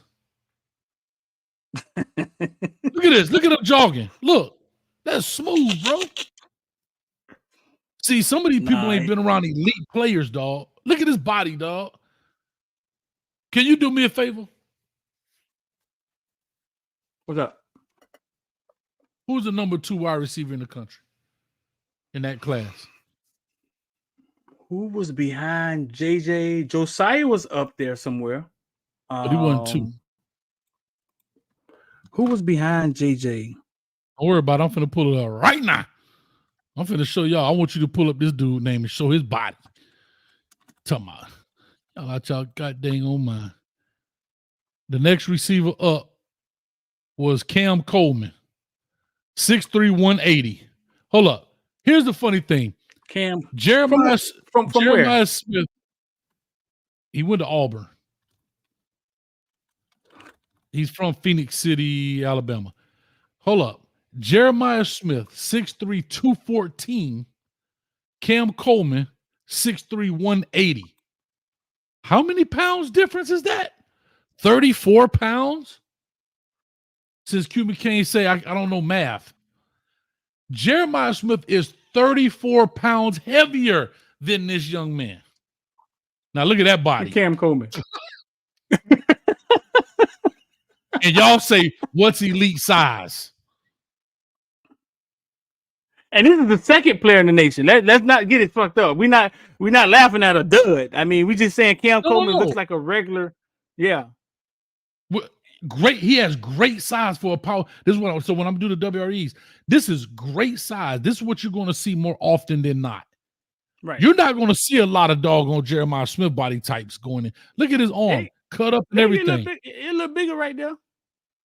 Yeah, but he can't. Come on, dog. No, I think what we're looking at with Jeremiah Smith is you got to get lucky to be elite in these sports, right? So Jeremiah luck is he grew. He was a little scrawny kid, and that's why it always seems like he has a chip on his shoulder. He had a growth spurt like Pat Surtain and these guys. He grew, and he has a body that when he works out for a week really hard, he looks like the Hulk. So now he grew. He has the genetics to put on weight. All of that is that's just going in his favor. He has the work ethic. You know what I'm saying? And that's what has to happen. The people don't realize how hard it is to be elite and make it to the end. All of that stuff has to go in your favor, dog. Your favor. And here's the funny thing, guys. This doesn't mean Cam won't be better than Jeremiah Smith or as good. But we're talking about when you're checking boxes off, when you're putting guys into elite categories, there's certain things, right? Right now, he would be a gold chip body style for me. 6'3". He's got the height, but he's 180. That's an average weight, right? Let's look at the next wide receiver. That's 6'3". Let's look at the next wide receiver that's on the board. Ryan Williams, 6 foot 165, going to Alabama. He can play now. Ryan Williams. Ryan Williams, he's 6 foot 165.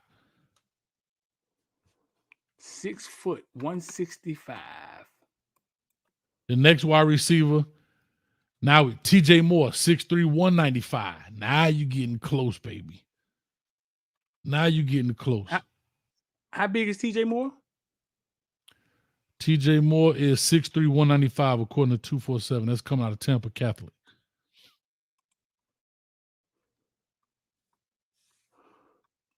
Ryan Williams got the yeah, he looks slim kid. But Yeah, they right. get the muscle milk. Yeah, Yeah. So what I'm saying is that elite size right there? No, it's not. That doesn't mean not an elite player now, because I'll give you one gold chip. You can have 4 blues and 1 gold and still be a blue chip.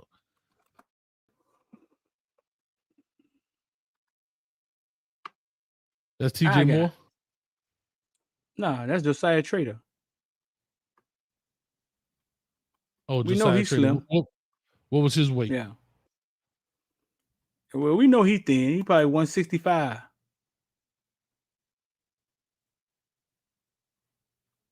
They had him at 6'1", 175. So this, hold up, man, please. This dude damn near 40 Now, here we pounds go. heavy. Do what you talking about. TJ Moore. Hmm? TJ Moore, right? Yeah, going to Clemson. Going to Clemson. Terrence Moore he's is his name. I guess they just say TJ Moore up here. He 195. Even this dude is 20 pounds heavier than Josiah Trader. Again, doesn't mean that he's not a great player. We talking about size-wise? Come on, man. Unless they got fishing weights in their pocket when they jump on the scale.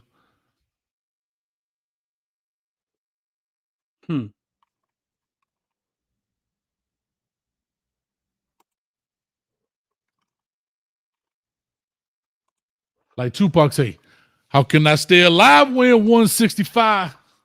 Even Pop was 165, dog. Come on, man. Get out of here with that. Pop was slim as a dog. Dog, think about this. We used to play 155s in Pop Warner, dog. Remember the 150s? Think about what I'm telling you. Yeah. No, and some of them, yeah, right. Hold up. And you could gain 10 pounds per week. I mean, you could gain 1 pound per week. So you could finish the season at 160 at Pop Warner. And these jits out here talking about, yeah, that's elite size. Man, that's 7th grade weight, man. Get out of here, man.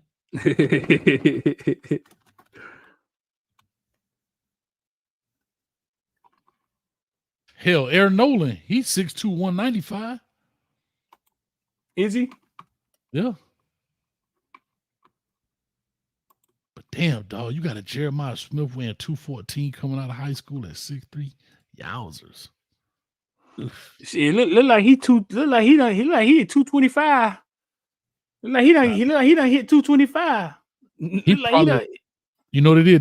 He probably around the same. They shredded a lot of that off of him. They shredded all that water and that fat off of him a little bit. So he probably around the same weight. His body just is, the composition has changed. Gotcha.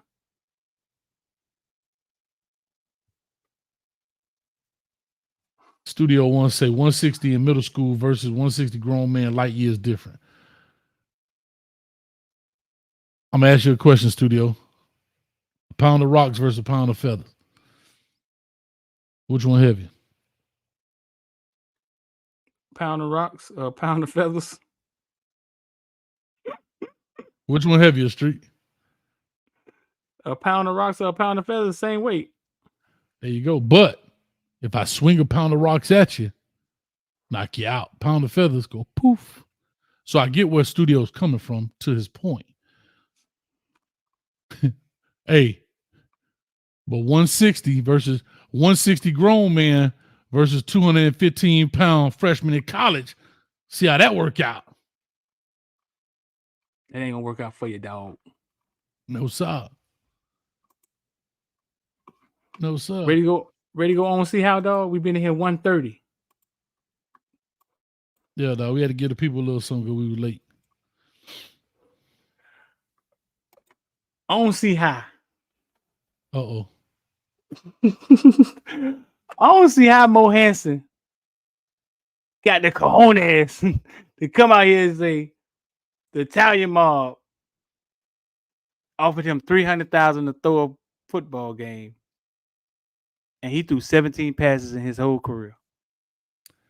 Hold on, ain't this the dude that do the podcast with all the play? Same dude that did the Ja'Cory Brown podcast. He was a USC quarterback and he played for Vanderbilt. He threw like 17 passes in his whole career. Did you see? He said. Did you see what he said? No, but hold on. Let me ask a question. I want to get some clarity. I know him. This is the same guy that does the podcast. Okay, podcast. But I thought he was playing like professional. They said the Titans or something. Here you go. Jason Aldean's bar in Nashville by the Italian mob. What's to fix football games? I'll be honest. This sounds like a story like that the mafia? I need to be a part of. I want to get drinks. And hey, wait. Devon Perry is the UM running back that does the podcast with him. He is the funniest thing in this clip, dog. Just listen to Devon Perry. Basically, he's saying the Italian mob poached him to throw games, and he went on to say that the Italian mob said they fixed a lot of SEC games. So I'm alone right now. I'm not with my friend group. He comes up to me. Wait, he knew who you were? Yes. This is already a bad start. He offered me $300,000. He offered you $300,000? Right. He said, for something like this, you saw his face? My clients, he don't want no $250 to $300K for a game. The Italian mob offered you $300K. Can you stop saying that? He said, we regularly talk to guys in your position about fixing games. He said he named guys in the SEC. I was approached at Jason Aldean's bar in Nashville. Hold up, pause that for a second, Street. I got so many questions. I got so many questions that I may not even have. I don't see how. I'm gonna get my I don't see how and get it out the way. You just said this dude threw 17 passes. 17 passes. Maybe the mob sent dude at the wrong dude. Maybe they sent him at the wrong quarterback. He thought he was the Hold on. Maybe the starter got hurt. Maybe the starter got hurt and they thought he was going to be the starter in the coming year. I don't know. That's not what I heard. Okay, I listened extremely well. I'm gonna let you play it again because I want to make sure I heard what I heard. Go ahead. I'll be honest. This sounds like a story like that the mafia? I need to be a part of. I want to get drinks, and so I'm alone right now. I'm not with my friend group. He comes up to me. Wait, he knew who you were? Yes. This is already a bad start. He offered me $300,000. He offered you $300,000? Right. He said, for something like this, my clients, $250 to $300K for a game. The Italian mob offered you $300K to do what? Stop saying that. He said, we regularly talk to guys in your position about fixing games. He said he named guys in the SEC. I was approached at Jason Aldean. What's up, Hayes? What's up? Okay. I wasn't going to bring this up. And shout out to Fila. I was talking about the video I did, talking about the boxing match. And I was talking to a friend of mine who's heavy in the boxing, like dank, heavy in the boxing. He have UFC stuff every Saturday at his house. Mm-hmm. So he know everybody. So I call him about the Tyson such and such fight. He say, dog, you looking too deep into this, blah, blah, blah. Long story short. So Fila says in the comment section, he says, Coach Hayes, and I want to make it, basically I want to read it. And this is going to tie into what I'm about to say because I never understood how we can keeping something real is wrong. He said, Fila said, hold on. Okay. These days, anything for a paycheck. Coach, you're going to get left behind things. Things done changed now. Meaning, I was asking legitimate questions. And he basically telling me, you just need to start saying some BS to get the paycheck, dog. And this right here, I call BS on. 17 passes, dog, 300 stacks. Unless you're finna Nancy Kerrigan, the starting quarterback kneecap with the pipe, and go out there and be like, I'm gonna start, bro. Bro, listen. Sports Illustrated picked it up 2 days after we posted it. Sports Illustrated picked it up 2 days. So whatever. Listen, man. I know we joking and whatever, but whatever he was trying to get out of it, even if it is true, right? I can't imagine somebody saying, "Hey, you know the Mexican cartel approached me." First of all, they know who you are. They found you. They knew your name. Why would you ever why would you ever tell that story? They found you, knew exactly who you were. They could find you again. Cause Street, can I say something to you? Cause I'm gonna tell you the same advice I just got. You putting too much logical thought into a BS story, dog. The dude threw 17 passes in his career in 4 years.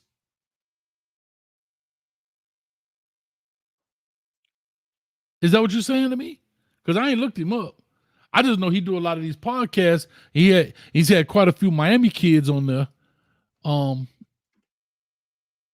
I know he did the Ja'Cory Brown thing. He just had Ja'Cory Harris last week. Yeah, that's what I'm saying. He's hold on. Man, this dude threw 17 passes his entire career. Hell no. Career. His entire career, dog. He's got a total passing rate for a career 158 yards. I don't know how they thought. I don't know what they thought. I'm not sure, dog. Bro.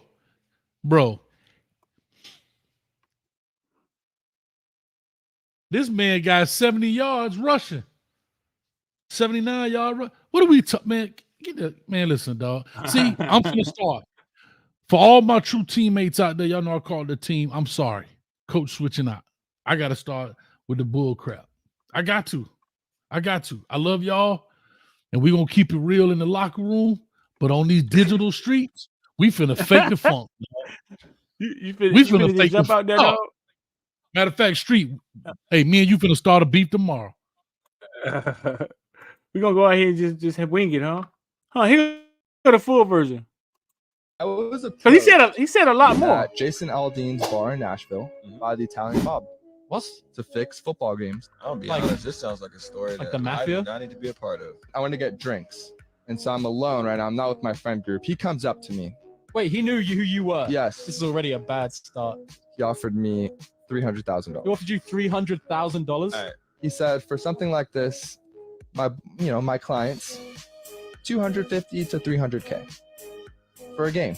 The Italian mob offered you $300K to do Will you what? stop saying that? He said we regularly talk to guys in Perry ain't want no part about of fixing games. He said he named guys in the SEC who I don't want to say their names because they're in the NFL right now, and that's a bad look. Deal? It's a bad deal. But University of Alabama, I will tell you that. Holy He said almost every game in the SEC is rigged. Too much for me. I was approached. Man, get that fool out of here, man. Bro. Aldean's bar in Nashville. Hey, look at the comments, dog. The comments are hilarious. He'll be dead soon. What? Mob. It was an undercover NCAA agent. This guy was approached by some kid who was 5% Italian and watched The Sopranos. Street, what are we talking about here, man? Dog, 20,000 likes. Video went viral. It did. It did what he wanted to do. His last completion was in 2019, pre-COVID.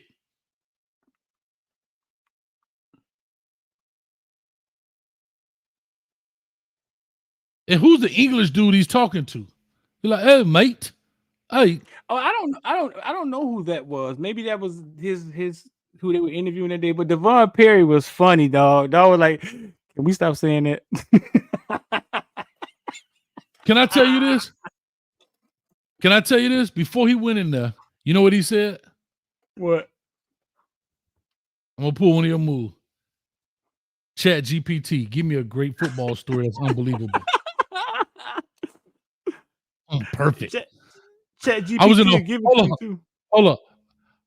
Think about what he just said. I was in a bar in Nashville, Tennessee, and the mob. Now, I know the mob might be all over, but you don't really think of the mob in Tennessee like that. Maybe they are. Maybe they're not. I don't know. But, you think New York, you think that kind of stuff, California. Maybe they traveled all the way to some bar in Nashville, Tennessee to tell you to fix a game. Get you. Who's betting on Vanderbilt games anyway?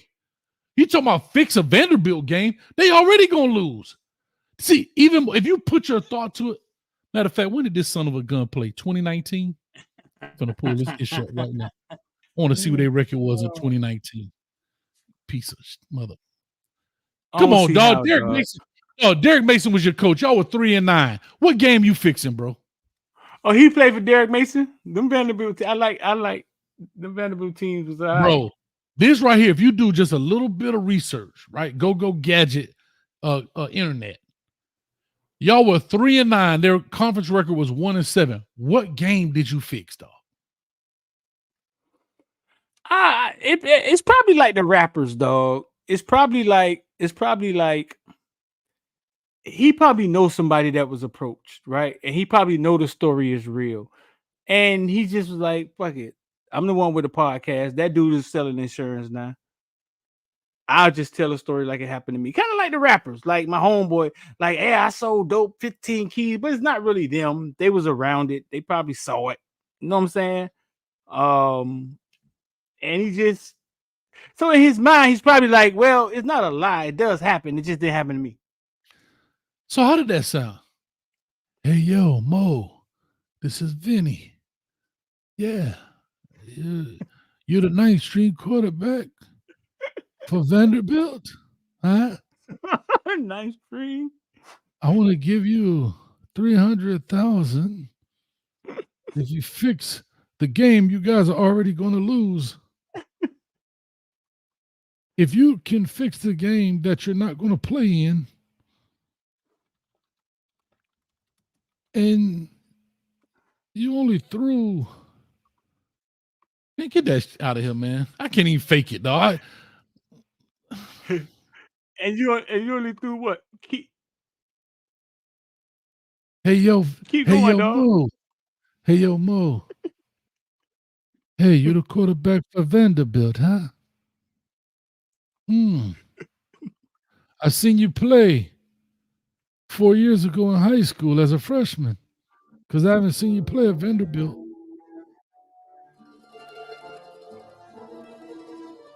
I'm going to give you an offer that you can't refuse. I need you to fix a game that you're not going to play in. You might not even dress.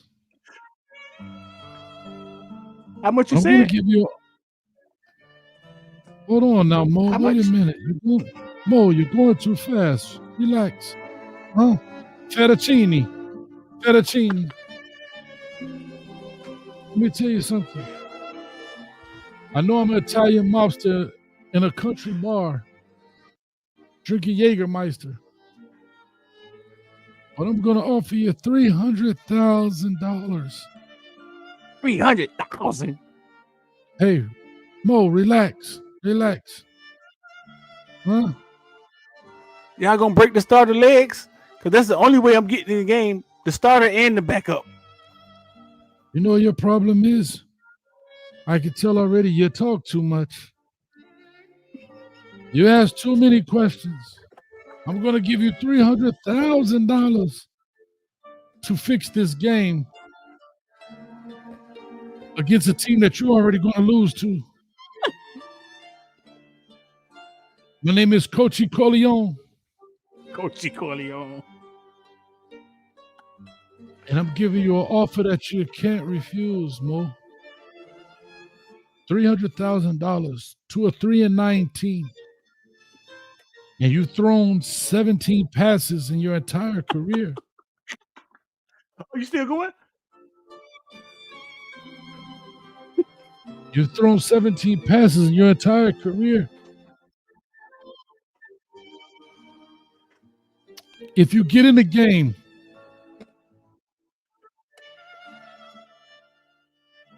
We're going to break your legs because you're not supposed to be in the game. You understand? Capiche? Capiche? All right, Mo. Ravioli and cheese. Chef Boyardee. All right, Coach Corleone. I'll call you later. I'll call you later. Hey, dog. Coach Corleone need to show up more often, dog. And we're going to have Coach Corleone approach people throughout the podcast. Coach Corleone. Coach Corleone. Shout out to Reggie for that one. Coach Corleone, the pod father. Oh, I love it. Coach Reggie, shout out to you. Coach Corleone. Approach Caleb Williams. Approach Caleb Williams versus Colorado. Go.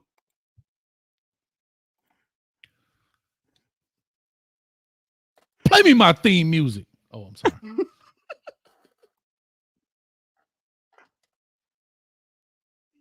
With my background music.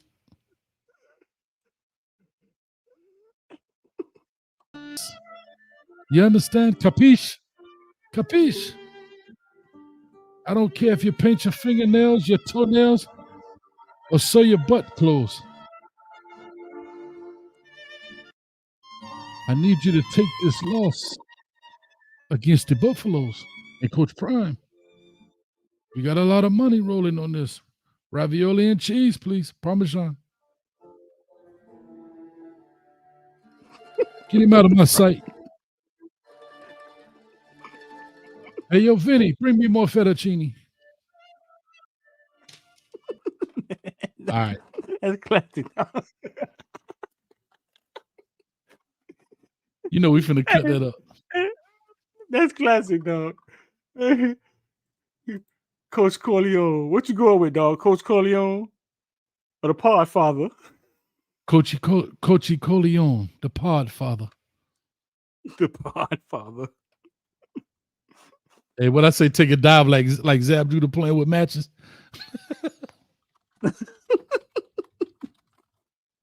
Bro, some of that stuff, dog. No, like, you see, to me, I think it's because we give that stuff legs, dog. Like, it's no more journalism. Like, nobody, you can just say whatever you want, dog. And just a little bit of look at here. Like, who would give you $300,000? You're not even playing in the game. Who would even approach you if you like? Who would risk approaching you and you're not playing in the game? Make that make sense. Why would he even tell you something like that if you're not playing in the game? I'm in a bar in Nashville, Tennessee. Caleb Williams, Caleb Williams at press conference. Are you afraid to compete? How do you respond to people saying that you're worried to be compared side by side with your peers in medicals, measurements, and workouts? Are you afraid to be measured against those guys one-on-one? Is that why you're not doing things? No, not doing things. It was a decision by me and my team, my family, and it comes down to that. Good morning, everybody. Are you afraid to compete? Pause this crap, dog. First of all, Hey, Kelly, what happened last weekend? You afraid to compete? What happened? But you know what I don't like about this stuff, Street? See, these dudes get to hide their face and ask bullcrap questions, dog. How you gonna tell me I'm afraid to compete? Afraid to compete, and I don't want to hide. How you gonna tell it? How do you just because you want to be entertained, you are now mad? Because you want because you did the hard part already. He already did the hard part. I've heard some of the top players in the nation say, "Hey, we went to play Caleb Williams them in high school at Gonzaga. He killed us, and we couldn't do nothing with him." But bro, Hey. like to me, yeah. But see, to me, those are like the those are the armchair couch fans, the couch fan, the money. They just want to say something, and how do you come out your mouth and say are you afraid to compete and line up? I mean, and get measured next to your peers. I want to hide me. I'm on Dr. Pepper. What? I'm on Dr. Pepper. What? It's a place in media that I haven't got to yet, where them dudes feel like they can just come up there and spew whatever out their mouth. Like, because it's about clicks and it's for this right here. That's what I'm telling you. Hey, team members, I'm telling you, coach finna change. We're gonna be real in the locker room, but out here, I'm finna be all the way live. Street, what he just did is for what we're doing right now. We're giving that fuel. Because he's faceless, right? It's just like the guys that call into the show, right? They're faceless. They can say whatever they want to say, but our faces are seen. right. Nobody knows that dude unless you were in that room but nobody's out here saying, it just says reporter. Sir, no one's getting tackled today. Compete. But nobody's saying who this guy is and putting him on blast. I just think it's weird. I just think it's weird for you to say. People, what do you say to people that are saying? What do you say to people that are saying? Why he just can't say? Well, who said it? Shout out to Warren Sapp. Damn, Warren Sapp just said, "Can we get the name of that reporter?" Scroll down and hit the replies. Do we get the name of that dude? Did we get the name? Let's see. For what? Oh, there it is. Dustin Luke. Pull his punk ass. I mean, behind up. Pull him up. Let's see. Dustin Luke. I bet he old pimple face dude. You see how easy this is? You see how easy this is in 2024? Yeah, didn't I just tell you? Cheese ball motherfucker, man. He got 90 followers. This is what I'm talking about, dog. How do you get to the combine? This can't be him, dog. Fantasy football. Are we sure this? Well, no, this is him. This is him. This is. It looks like a guy. Content. What it says? Content creator. It looks like a guy that Dustin Luke, fantasy football content director of Dynasty Pros.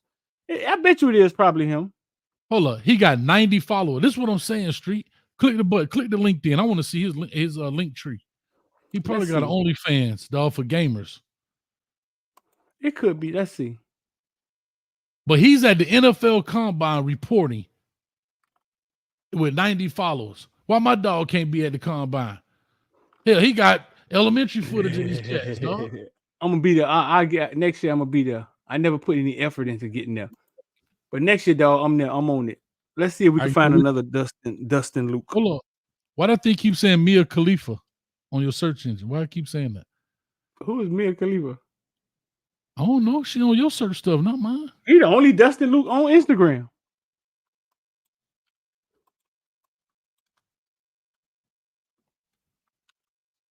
Mia Khalifa. I got a JJ Mia Khalifa. I don't even know who that is. That's probably one of your fantasies.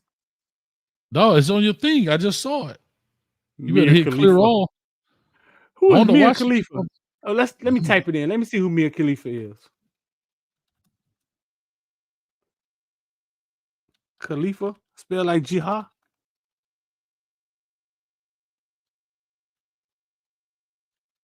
Sure you want to click that? Nuh-uh. I don't want to click. I don't want to click nothing. Sure you want to click that? No. No, sir. No, sir. Oh. No, sir. Back on up out of there. I ain't looked through the history studio. He typed and I just saw Mia Khalifa looking at me with the glasses on. Oh, who is this? Lexi Brown. That's Lexi Brown. Oh, hey, Lexi. But anyway. Hey, Lexi. Dog, our last on see how.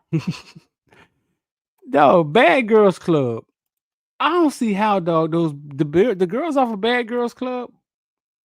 I don't even know what that is, dog. Bad Girls Club. Millions of followers, dog. Millions of followers, bro. I was so shocked when I saw that. But what is Bad Girls Club? What is that? The girls, they go in there and they fight. Man, you know me. I'm about to go. I'm about to go here with it, man. Don't even do that to me tonight, dog. Millions, dog. And I was surprised because I didn't think that they were becoming. I didn't think that they were becoming that famous, dog. That's by design, dog. They want to see us in that foolishness. Man. Millions of followers, bro. I'm trying to think of some of their names. I don't see how. I don't see how. I still got Mo Hassan stats up on my computer screen. Click that off.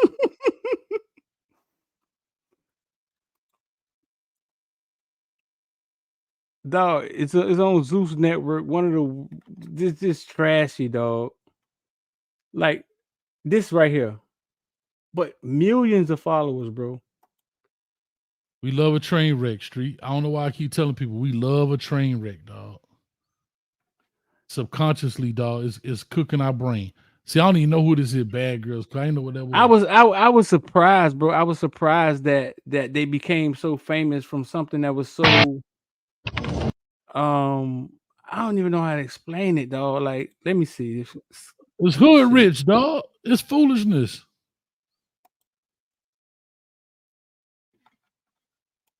This right here, Bad Girls Club. All these motherfuckers right here. Let me see. Go to one of their names. Well, we know Suki Hunter, how she became famous, but ain't Suki Hunter the same one that say she ain't a musician? Because she thought look at this, dog. Scotty, 1.3 million followers, bro. Dog, if you was to see the show, dog, it's just girls on there. It's crazy, bro. When I saw that she had 1.3 million followers, dog, I was like, oh my God, this is crazy. I can't do it.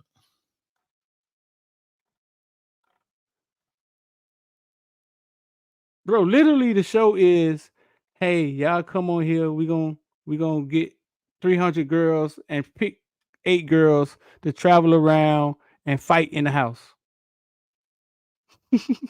So listen, I had a cousin, man, that actually did videography for Jersey Shore. Mm-hmm. And he said, bro, which I think we all know, this is the new version of wrestling.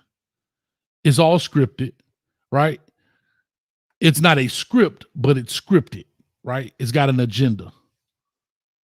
And he said he remember they go to this nightclub or whatever the case may be. And the producer throws ice on the girl at the bar where her back was turned. And the other star is standing behind her. So they supposed to have this beef. I remember that. Yeah. Mm-hmm. So she turns around. She turns around, right? Check this out. And they start going at it. Now, mind you, the girl is on cue. She didn't throw the ice, but she knows that created a reaction. You turn around, you're fake arguing, going at it. Like, but anyway. Yeah, I remember that. Yeah, but to me, the difference I don't like about those versus the other ones, I'm not gonna get into that, dog. We already in the cul-de-sac, dog. We done talked about Transformers. We done talked about all type of stuff, dog. More than meets the eye. Bro. I can't, Street. I can't. I don't have no. Blow at me, dog. Blow at me, dog. Blow at me. Listen, it's worse than I thought. Name somebody else that got something like that. Name anybody else that got something like that. What you mean? You know what I mean. Oh, the fact you got to think about it is a problem. Jackass was kind of stupid. No. That's not even in the same stratosphere, Street.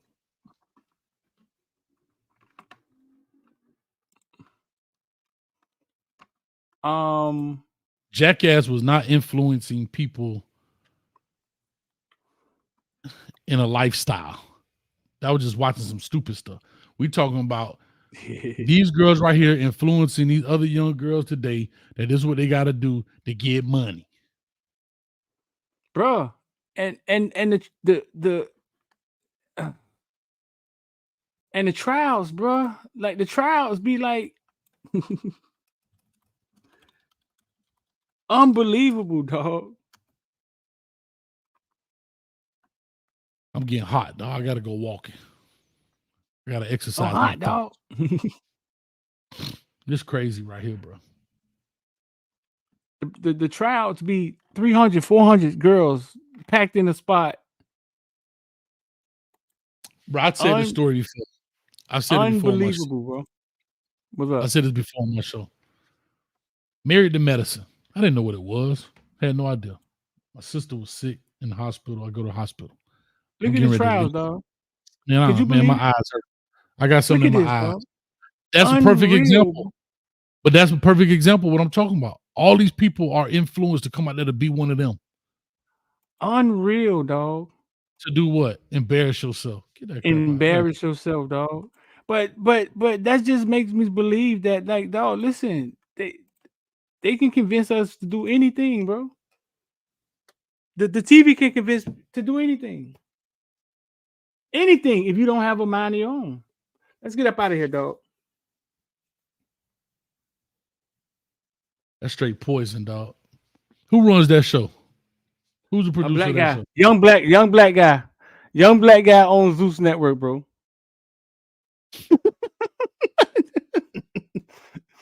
Now, is it him by himself? It's rarely ever us by ourselves when something gets this big, right?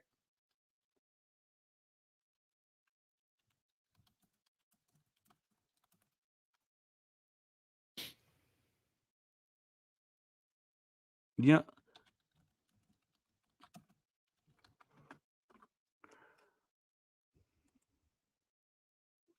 Damn, dog. This is what he did with his money, dog.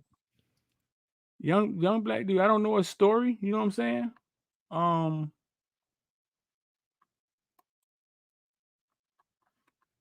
But yeah, young black guy.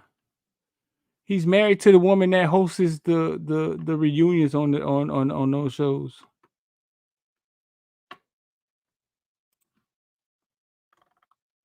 Yeah, man.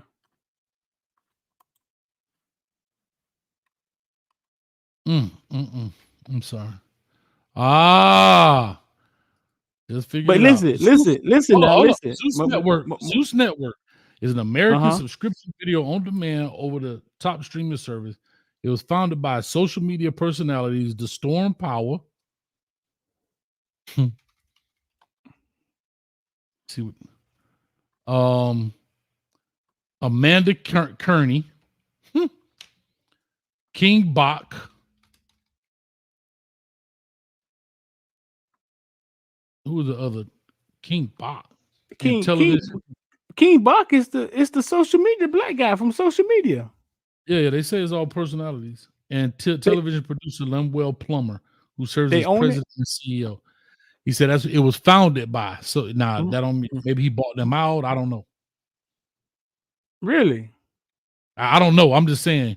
They just said it was founded by social media personalities, The Storm Power, Amanda Kearney, King Bach, and television producer Lemuel Plummer. It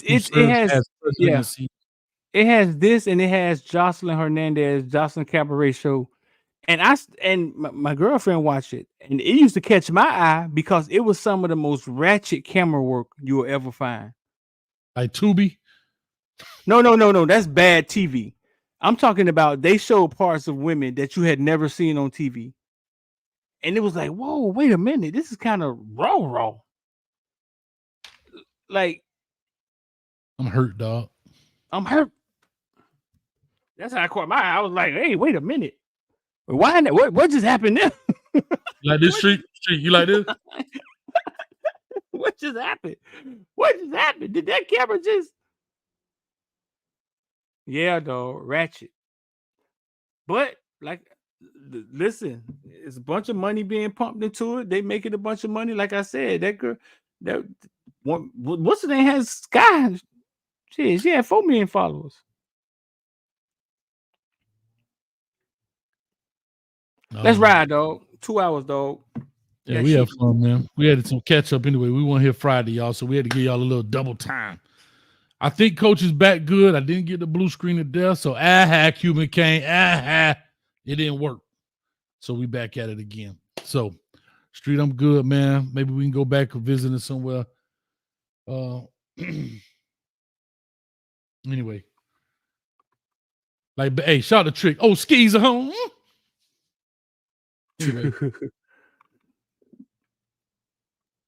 I'm good, man. Anything y'all like to say, man? Y'all make sure y'all hit us up to see. Hey, Street, a little impromptu. We had some things to talk about. Y'all know how to get on here.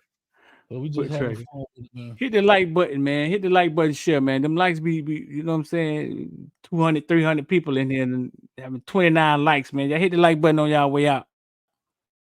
This is Coachy Coleon, the Podfather. Be sure to tune in tomorrow. 7 p.m. ish. This is Hayes Street. Hey, yo, Vinny, get over here.